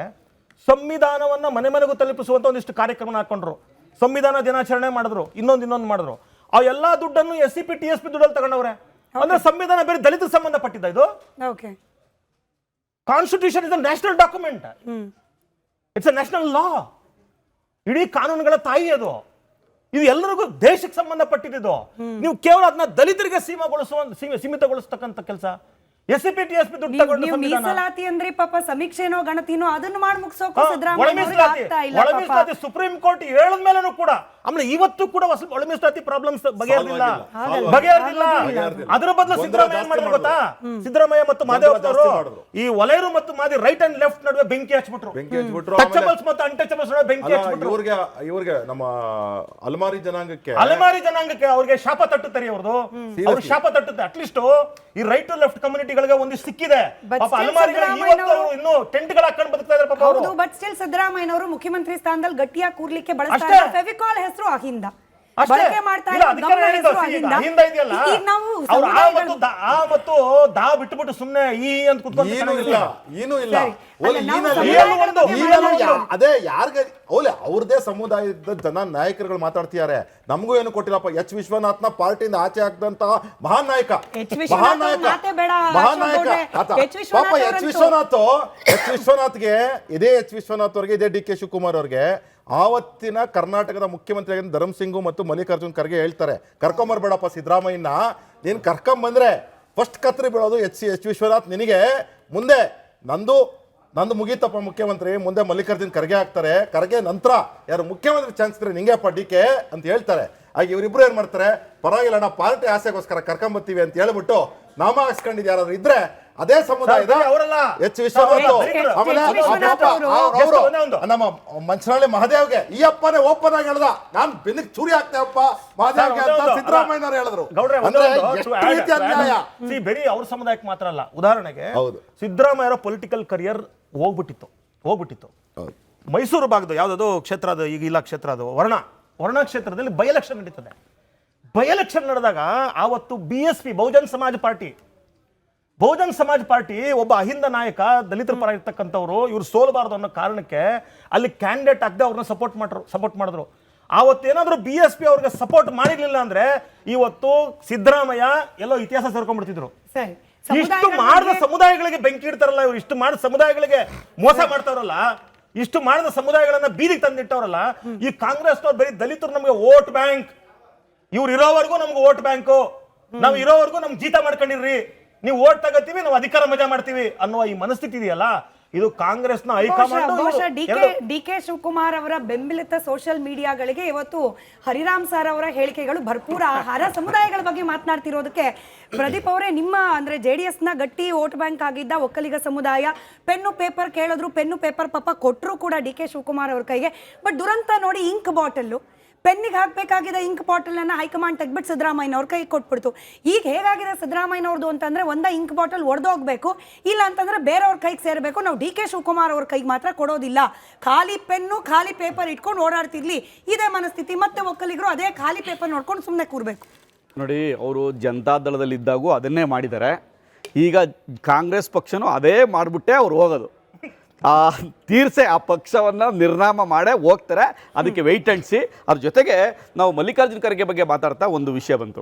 ಮಲ್ಲಿಕಾರ್ಜುನ್ ಖರ್ಗೆ ಅವರು ಯಾಕೆ ಹೈಕಮಾಂಡ್ ತೀರ್ಮಾನ ಮಾಡುತ್ತೆ ಅಂತ ಹೇಳಿದ್ರು ಅಂದರೆ, ಅವರು ರಾಷ್ಟ್ರೀಯ ಅಧ್ಯಕ್ಷರು, ಆದರೆ ಅಧ್ಯಕ್ಷರಿಗೆ ಇರಬೇಕಾದಂಥ ಸ್ಥಾನಮಾನಗಳನ್ನು ಆ ಪಕ್ಷದಲ್ಲಿ ಕೊಟ್ಟಿಲ್ಲ. ಕೇವಲ ಹೆಸರಿಗೆ ಮಾತ್ರ ಅವರು ಇದ್ದಾರೆ. ಹಾಗಾಗಿ ಅವ್ರಿಗೆ ನಾನು ಹೈಕಮಾಂಡ್ ಇದ್ದೀನಿ ಅನ್ನೋ, ನಾನು ಡಿಸಿಷನ್ ತಗೋತೀನಿ ಅನ್ನೋ ಒಂದು ಕಾನ್ಫಿಡೆನ್ಸೇ ಇಲ್ಲ. ಅದು ಒಂದು. ಮತ್ತು ನಾನು ಸಿದ್ದರಾಮಯ್ಯವ್ರ ಬಗ್ಗೆ ನಾವೆಲ್ಲ ಚರ್ಚೆ ಮಾತಾಡ್ತಾ ಹೇಳಿದ್ವಿ. ಮೇಡಮ್, ಅವರು 1983 ಅವ್ರು ಗೆದ್ದರು, ಕಾವಲು ಸಮಿತಿ ಅಧ್ಯಕ್ಷರು, ಕ್ಯಾಬಿನೆಟ್ ರ್ಯಾಂಕು, 85 ಮಿನಿಸ್ಟ್ರು, 94 ಮಿನಿಸ್ಟ್ರು. ಅದಾದಮೇಲೆ 94ರಿಂದ 99ವರೆಗೂ ಮಿನಿಸ್ಟ್ರು. 99ರಿಂದ 2004 ಮಾತ್ರ ಸೋತರು. ಅಲ್ಲಾದ್ಮೇಲೆ 2004 ಮತ್ತೆ ಡೆಪ್ಯೂಟಿ ಚೀಫ್ ಮಿನಿಸ್ಟ್ರು 2006ವರೆಗೆ. ಅಲ್ಲಿಂದ ಜನತಾದಳ ಬಿಟ್ಟು ಅವರು ಯಾವುದೋ ABVP ಅಂತ ಅದೊಂದು ಜನತಾದಳ ಮಾಡಿ ಅಲ್ಲಿ ಹೋಗ್ತಾರೆ. ಅಲ್ಲಿ 1-1.5 ವರ್ಷ ಇರ್ತಾರೆ. ಅಲ್ಲಿ ಒಂದು 6 ತಿಂಗಳು 1 ವರ್ಷನ ಇರ್ತಾರೆ. ಅದು ಬಿಟ್ಟು ಮತ್ತೆ ಕಾಂಗ್ರೆಸ್ ಬರ್ತಾರೆ. ಅಲ್ಲಿ ನೋಡಿ, ದಲಿತರ ಬಗ್ಗೆ ಮಾತಾಡ್ತಾರಲ್ಲ ಇವರು, ದಲಿತರಿಗೆ ಮಾಡಿದಂಥ ದೊಡ್ಡ ಮೋಸ ಅಲ್ಲಿ ಸಿದ್ದರಾಮಯ್ಯವರು. ಅವತ್ತು ಕಾಂಗ್ರೆಸ್ ಪಕ್ಷದ ವಿರೋಧ ಪಕ್ಷದ ನಾಯಕರು ಮಲ್ಲಿಕಾರ್ಜುನ್ ಖರ್ಗೆ, ಆ ಪೋಸ್ಟ್ ನನಗೆ ಬೇಕೇ ಬೇಕು ವಿರೋಧ ಪಕ್ಷದ ನಾಯಕ ಅಂತೇಳಿ ಮಲ್ಲಿಕಾರ್ಜುನ್ ಖರ್ಗೆ ಅವ್ರನ್ನ ಖಾಲಿ ಮಾಡಿಸಿ, ಆವತ್ತು 2009ರಿಂದ ಲೋಕಸಭೆಗೆ ಅವ್ರನ್ನ ಕಳಿಸಿ ಇವರು ರಾಜ್ಯದಲ್ಲಿ ವಿರೋಧ ಪಕ್ಷ ನಾಯಕರು. ಅಲ್ಲಿಂದ ವಿರೋಧ ಪಕ್ಷ ನಾಯಕರು ತಿರ್ಗಾ 2013 ಚೀಫ್ ಮಿನಿಸ್ಟ್ರು, 2018ರಲ್ಲಿ ಮತ್ತೆ ನಮ್ಮ ಕುಮಾರಸ್ವಾಮಿ ಅವರು ಚೀಫ್ ಮಿನಿಸ್ಟರ್ ಆದಾಗಲೂ ಕೂಡ ಅಧಿಕೃತ ಇದೇನಿದು ನಿವಾಸ ಇತ್ತಲ್ಲ ಚೀಫ್ ಮಿನಿಸ್ಟರ್, ಆ ನಿವಾಸವನ್ನ ಖಾಲಿ ಮಾಡ್ದೇನೆ ಇಬ್ಬರಿಗೂ ಕೊಯ್ಲಿಸಿರು ಒಂದು ಸಮನ್ವಯ ಸಮಿತಿ ಅಧ್ಯಕ್ಷರು ಅವಾಗ್ಲೂ. ಅದಾದ್ಮೇಲೆ ತಿರ್ಗಾ ಮತ್ತೆ ಎಲೆಕ್ಷನ್ ನಡೀತದೆ 2023 ಮತ್ತೆ ಅಂದ್ರೆ ಇವ್ರಿಗೆ ಇರ್ತಕ್ಕಂಥ ಅಧಿಕಾರದ ದಾಹ 1983ರಿಂದ 2025ರವರೆಗೆ ಅತಿ ಹೆಚ್ಚು ಈ ರಾಜ್ಯದಲ್ಲಿ ಅಧಿಕಾರವನ್ನು ಅನುಭವಿಸಿದಂತಹ, ಮತ್ತು ನನಗನ್ನಿಸೋದಿಲ್ಲ ದೇಶದಲ್ಲೂ ಅತಿ ಹೆಚ್ಚು ಅಧಿಕಾರವನ್ನು ಅನುಭವಿಸಿದ ನಾಯಕ ಇದ್ರೆ ಅದು ಸನ್ಮಾನ್ಯ ಸಿದ್ದರಾಮಯ್ಯನವರು. ಜೊತೆಗೆ ಅದೇ ಸಂದರ್ಭದಲ್ಲಿ ದಲಿತ ಸಮುದಾಯವನ್ನ ಪರಮೇಶ್ವರ್ನ ಸೋಲಿಸಿದ್ದು ಅವರೇ. ಎಲ್ಲಿ CM ಹಾಗೆ ಅಂತ? ವಿರೋಧ ಪಕ್ಷದ ನಾಯಕರನ್ನ ಖಾಲಿ ಮಾಡಿಸಿ ತಾವು ವಿರೋಧ ಪಕ್ಷದ ನಾಯಕರಾಗಿ ಮಲ್ಲಿಕಾರ್ಜುನ ಖರ್ಗೆ ಅವರಿಗೆ ಮೋಸ ಮಾಡಿದ್ದು ಕೂಡ ಇದೇ ಸಿದ್ದರಾಮಯ್ಯವರು. ಹಾಗಾಗಿ ಅಹಿಂದ ಹೆಸರನ್ನ ಹೇಳಲಿಕ್ಕೆ ಸಿದ್ದರಾಮಯ್ಯವ್ರಿಗೆ ಯಾವುದೇ ನೈತಿಕತೆ ಇಲ್ಲ. ಯಾಕೆಂದ್ರೆ ಇದು ಒಂದು ಕಂಟೆಂಟ್ ಡಿ ಕೆ ಶಿವಕುಮಾರ್ ಬೆಂಬಲಿತ ಯಾಕೆಂದ್ರೆ ಅಧಿಕಾರಕ್ಕೆ ಬಂದ ಮೇಲೆ ವಾಲ್ಮೀಕಿ ಹಗರಣ ಮಾಡಿದ್ರು, ಅದು ಹಿಂದುಳಿದ ವರ್ಗದವ್ರೆ. ಅದಾದ್ಮೇಲೆ STPS ಹಣವನ್ನು ತಗೊಂಡು ಇದಕ್ಕೆ ಮಾಡಿದ್ರು, ಅದು ಇವಾಗ ಏನದು ಗ್ಯಾರಂಟಿ ಯೋಜನೆಯಲ್ಲಿ 5,000 ಕೋಟಿ ಅದು ಮನ್ನಾ ಮಾಡಿದ್ದಾರೆ. 2 ತಿಂಗಳು ಫೆಬ್ರವರಿ ಮತ್ತೆ ಮಾರ್ಚ್ ಮನ್ನಾ ಅಲ್ಲ, ಬಿಹಾರ್ ಎಲೆಕ್ಷನ್ ಹೋಗಿದೆ. ಬಿಹಾರ್ ಎಲೆಕ್ಷನ್ ಯೂಸ್ ಮಾಡ್ಕೊಂಡಿದ್ದಾರೆ. ಹಾಗಾಗಿ ಇವರು ಪದೇ ಪದೇ ಇವರು ಮೋಸ ಮಾಡಿದ್ರೆ ಅದು ಹಿಂದುಳಿದ ವರ್ಗಕ್ಕೆ, ಹಿಂದುಳಿದ ವರ್ಗ ಜನಾಂಗಕ್ಕೆ, ದಲಿತರಿಗೆ ಮೋಸ ಮಾಡಿಕೊಂಡು ಬದುಕ್ತಾ ಇರ್ತಕ್ಕಂತಹ ಅಧಿಕಾರವನ್ನು ಅನುಭವಿಸ್ತಾ ಇರ್ತಕ್ಕಂತಹ ಏಕೈಕ ಮುಖ್ಯಮಂತ್ರಿ ಸಿದ್ದರಾಮಯ್ಯ ಅವರು. ಕೇವಲ ದಲಿತರಿಗೆ ಹಿಂದುಳಿದವ್ರಿಗೆ ಮೋಸ ಮಾಡಿಲ್ಲ, ಆ ಮುಸಲ್ಮಾನರಿಗೂ ಮೋಸ ಮಾಡ್ಬಿಟ್ರು. ಯಾಕೆ ಅಂತ ಹೇಳಿದ್ರೆ ಮುಸಲ್ಮಾನರ ಶಿಕ್ಷಣಕ್ಕೆ ಕಾಂಗ್ರೆಸ್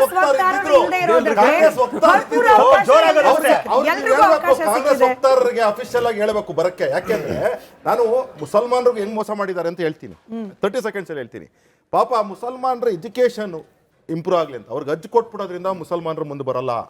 ನೀವು ದಲಿತರನ್ನ ಕಾಶಿಗೆ ಕಳಿಸ್ಬಿಡೋದ್ರಿಂದ ದಲಿತರು ಮುಂದುವರಿಯಲ್ಲ. ದಲಿತರಿಗೆ ಶಿಕ್ಷಣ ಕೊಟ್ಟರೆ ಮುಂದುವರಿತಾರೆ. ಹಾಗೆ ಮುಸಲ್ಮಾನರಿಗೂ ಶಿಕ್ಷಣ ಕೊಡಬೇಕು, ಆವಾಗಲೇ ಮುಂದುವರಿಯೋದು. ಈ ಮದ್ರಸಾಗಳ ಎಜುಕೇಶನ್ ನೀವು ಇಂಪ್ರೂವ್ ಮಾಡಿ ಅಂತ ಹೇಳಿ ಮನಮೋಹನ್ ಸಿಂಗ್ ಸರ್ಕಾರ ನಿರ್ಧಾರ ಮಾಡುತ್ತೆ. ಮತ್ತು ಅಂದ್ರೆ ವಾಜಪೇಯಿ ಅವ್ರ ಸರ್ಕಾರದಲ್ಲಿ ಪ್ರಾರಂಭ ಆಗುತ್ತೆ, ಮನಮೋಹನ್ ಸಿಂಗ್ ಸರ್ಕಾರ ಅದಕ್ಕೆ ಪೆಡಾಗೋಜಿಕ್ ಮತ್ತು ಇನ್ಫ್ರಾಸ್ಟ್ರಕ್ಚರ್ ಇಂಪ್ರೂವ್ ಮಾಡಿ ಅಂತ ದುಡ್ಡು ಕೊಡಿ ಅಂತ ಹೇಳಿದ್ರೆ ಸರ್ವೆ ಮಾಡಿಸಿ ಅಂತ ಹೇಳ್ತದೆ. ಸರ್ವೆ ಮಾಡಿಸ್ಬೇಕಾಗಿದ್ದಂಥ ಸಿದ್ದರಾಮಯ್ಯನವರು 50 ಕೋಟಿ ಬಡ್ಜೆಟಲ್ಲಿ ಎತ್ತಿರ್ತಾರೆ 2016ನೇ ಬಡ್ಜೆಟಲ್ಲಿ. ಸರ್ವೆ ಮಾಡಿಸ್ಲಿಲ್ಲ, 2018 ಮುಖ್ಯಮಂತ್ರಿ ಆಗಿದ್ರು. ಅದಾದ್ಮೇಲೆ ಈಗ ಇವ್ರ ಸರ್ಕಾರ ಬಂದ ಮೇಲೆ ಮದ್ರಾಸಗಳಿಗೆ ಹೋದ್ರೆ ಅಧಿಕಾರಿಗಳ ಮೇಲೆ ಕೇಸ್ ಬುಕ್ ಮಾಡ್ತಾರೆ. ನೀವು ಹೇಳ್ಬೇಕಾಗಿತ್ತು, ಇಲ್ಲಪ್ಪ ನಿಮ್ ಎಜುಕೇಶನ್ ಇಂಪ್ರೂವ್ ಮಾಡ್ತಾ ಇದ್ದೀನಿ, ನಿಮ್ಗೆ ಎಜುಕೇಶನ್ ಇಂಪ್ರೂವ್ ಮಾಡ್ತಾ ಇದ್ದೀನಿ, ನಿಮ್ಗೆ ಮದ್ರಾಸಾದಲ್ಲಿ ಅರಬಿಕ್ ಅಲ್ಲ, ನಿಮ್ಮ ಕುರಾನ್ ಅಲ್ಲ, ಅದು 2 ಕಲೀರಿ, ನಮ್ದೇನು ಅಬ್ಜೆಕ್ಷನ್ ಇಲ್ಲ. ಆದ್ರೆ ನಿಮ್ದು ಮ್ಯಾಥಮೆಟಿಕ್ಸ್, ಫಿಸಿಕ್ಸ್ ನ, chemistry, biology, history, geography Itnal ಸರ್ನ ಹೊರತುಪಡಿಸಿ ಹೇಳ್ತಿದ್ದೀನಿ, ಯಾಕಂದ್ರೆ ಅವ್ರು ಪತ್ರಕರ್ತರಾಗಿರೋದ್ರಿಂದ ನಾವು ಇದನ್ನ ಒಂದು ಅಂದ್ರೆ ಬೇರೆ ಬೇರೆ ಪಕ್ಷದ ರೆಪ್ರೆಸೆಂಟೇಟಿವ್ಗಳು, ಬೇರೆ ಬೇರೆ ಐಡಿಯಾಲಜಿ ರೆಪ್ರೆಸೆಂಟೇಟಿವ್ಸ್ ಬಂದಿದ್ರು ಕೂಡ ಬಹುತೇಕ ಸಿದ್ದರಾಮಯ್ಯ ವಿರೋಧಿ ಡಿಬೇಟ್ ಆಗೋಯ್ತಾ ಇವತ್ತು ಅಂತ ಹೇಳಿ to balance sir. Itnal sir ಕಡೆ 1 ನಿಮಿಷ ಇದೆ. ಸಿದ್ದರಾಮಯ್ಯ ವಿರೋಧಿ ಅಥವಾ ಕಾಂಗ್ರೆಸ್ ಬ್ಯಾಶಿಂಗ್ ಡಿಬೇಟ್ ಆಗಿದ್ರೆ ಅದಕ್ಕೆ ಜವಾಬ್ದಾರಿ ಕಾಂಗ್ರೆಸ್ನೇ. They will regret it, they should regret it. But ಇವಾಗಿರೋದು ಮಂಗಳವಾರ ದೆಹಲಿಗೆ ಹೋಗ್ತಾರಂತೆ. ನಿರೀಕ್ಷೆ ಏನ್ ಇಟ್ಕೊಳ್ಬಹುದು? ಇನ್ನಾದ್ರೂ ಈ ದೆಹಲಿ ಇದು ಕಡೆ ಟ್ರಿಪ್ ಆಗಿ ಉಳಿದಿರೋ 2.5-2.5 ವರ್ಷನಾದ್ರೂ ನಾವು ಒಂದು ಗಟ್ಟಿಯಾದ ಸರ್ಕಾರ, ಒಬ್ಬ ಗಟ್ಟಿಯಾದ ಚೀಫ್ ಮಿನಿಸ್ಟರ್ ಅನ್ನ ಕಾಣೋ ಸೌಭಾಗ್ಯ ಕರ್ನಾಟಕ ಜನರಿಗೆ ಬರುತ್ತಾ ಅಥವಾ ಇನ್ನೂ ಸ್ಟ್ರೆಚ್ ಆಗುತ್ತೆ? ಡಿ ಕೆ ಶಿವಕುಮಾರ್ ಈ ನೇಚರ್ ಇಂದ ಆಗಲ್ಲ. ಅವ್ರು ಮೊದಲ ನೇಚರ್ ಅಲ್ಲೇ ಬ್ಯಾಟಿಂಗ್ ಮಾಡಿದ್ರೆ ಆಗ್ಬೋದೇನೋ. ಅಂದ್ರೆ ಅದರಿಂದ ಸಾಧ್ಯನೇ ಇಲ್ಲ. ಸಿದ್ದರಾಮಯ್ಯನವ್ರು ಇದಾರಲ್ಲ, ಅವ್ರನ್ನ ಕುರ್ಚಿಯಿಂದ ಇಳಿಸ್ತಕ್ಕಂಥದ್ದು ಅಷ್ಟು ಸುಲಭವಾದ ವಿಚಾರವೇ ಅಲ್ಲ. ಅವ್ರನ್ನ ಕಿತ್ತು ಒಗಿಬೇಕು ಅಂದ್ರೆ D K Shivakumar dashing nature ಬರಬೇಕು. ಈವರೆಗಿನ ಇದ್ದಿದ್ರಲ್ಲ ಯಾರು ಯಾವ ಕಾಲದಲ್ಲಿ ಹೇಳಿ 83 ಸಿದ್ದರಾಮಯ್ಯ ವಿರೋಧಿ ಡಿಬೇಟ್ ಇದ್ದಿದ್ದು, ಡಿ ಕೆ ಶಿವಕುಮಾರ್ ಪರ ಡಿಬೇಟ್ ಆಯ್ತು. ಈವರೆಗಿನ ಬೆಳವಣಿಗೆ ನೋಡಿದ್ರೆ ನಾವು ಕಳೆದ 2 ವರ್ಷಗಳ ಬೆಳವಣಿಗೆ ನೋಡಿದ್ರೆ, ಅಥವಾ ಅದರ ಮುಂಚಿನ ಮೇ 23 15 ದಿವಸ ಏನು ಅಲ್ಲಿ ಹಗ್ಗ ಜಗ್ಗಾಟ ಆಯಿತು ದೆಹಲಿಯಲ್ಲಿ, ಅದೆಲ್ಲ ಗಮನಿಸಿದರೆ ಈಗ ಕೂಡ ಅಷ್ಟು ಬಡಪೆಟ್ಟಿಗೆ ಇದು ಮುಗಿಯೋ ವಿಚಾರ ಅಲ್ಲ. ಸಿದ್ದರಾಮಯ್ಯ ಪ್ರದೀಪ್ ಹೇಳಿದಂಗೆ ಅಷ್ಟು ಸರಳ ಅಧಿಕಾರ ಬಿಟ್ಕೊಡಲ್ಲ. ಮತ್ತು ಡಿ ಕೆ ಶಿವಕುಮಾರ್ ಅಷ್ಟು ಸರಳವಾಗಿ ಹಿಂದೆ ಸರಿಯೋದಿಲ್ಲ. ಇಬ್ಬರು ಹಾಗೇನೆ. ಯಾಕಂದರೆ ಈಗ ಡಿ ಕೆ ಶಿವಕುಮಾರ್ ಒಂದು ಶಕ್ತಿ ಇದೆ ಡಿ ಕೆ ಶಿವಕುಮಾರ್ ಹತ್ರ. ಈಗ ನೀವು ಹೇಳಿದ್ರಿ ಥರ ನಾನು 2.5 ವರ್ಷ ಬಿಟ್ಟುಕೊಟ್ಟಿದ್ದೇನೆ, ನಾನು ಪಕ್ಷ ವಿರುದ್ಧ ಮಾತಾಡಿಲ್ಲ, ನಾನು ಬಣ ರಾಜಕೀಯ ಮಾಡಿಲ್ಲ, ನಾನು ಎಲ್ಲ 140 ಶಾಸಕರು ನನ್ನ ಬಣ ಅಂತ ನಾನು ಟ್ರೀಟ್ ಮಾಡಿದ್ದೇನೆ, ಮತ್ತು ನನ್ನ ಪರವಾಗಿನೇ ಹೇಳಿಕೆ ಕೊಟ್ಟರು ಅಂಥವ್ರನ್ನ ಸಸ್ಪೆಂಡ್ ಮಾಡಿದ್ದೇನೆ, ಶಿಸ್ತು ಕ್ರಮ ತಗೊಂಡಿದ್ದೇನೆ. ಇವೆಲ್ಲ ಅದಕ್ಕೆ ಪರ್ಯಾಯ, ಅದಕ್ಕೆ ಎದುರಾಗಿ ಸಿದ್ದರಾಮಯ್ಯ ಬಣದವರು ಏನೇನೋ ಮಾತಾಡ್ಕೊಂಡು ಹೋಗಿದ್ದಾರೆ.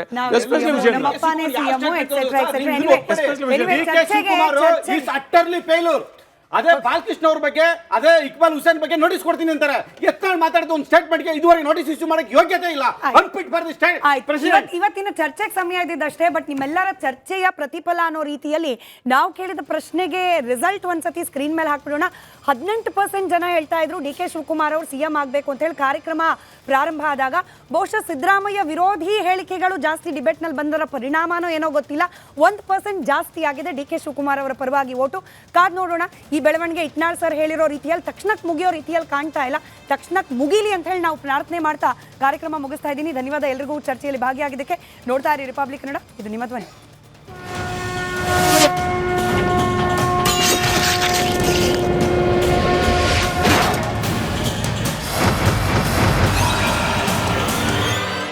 ಚಹಾದ ಸ್ವೀಟ್ ಟೇಸ್ಟ್ MDHT+ ನಿಂದಲೇ ಬರುತ್ತೆ. ಗಂಟು ಕಟ್ಟಿಕೋ. ಲವಂಗ, ಹಸಿರು ಏಲಕ್ಕಿಯಿಂದ ತುಂಬಿದ MDHT+ ಮಸಾಲೆ.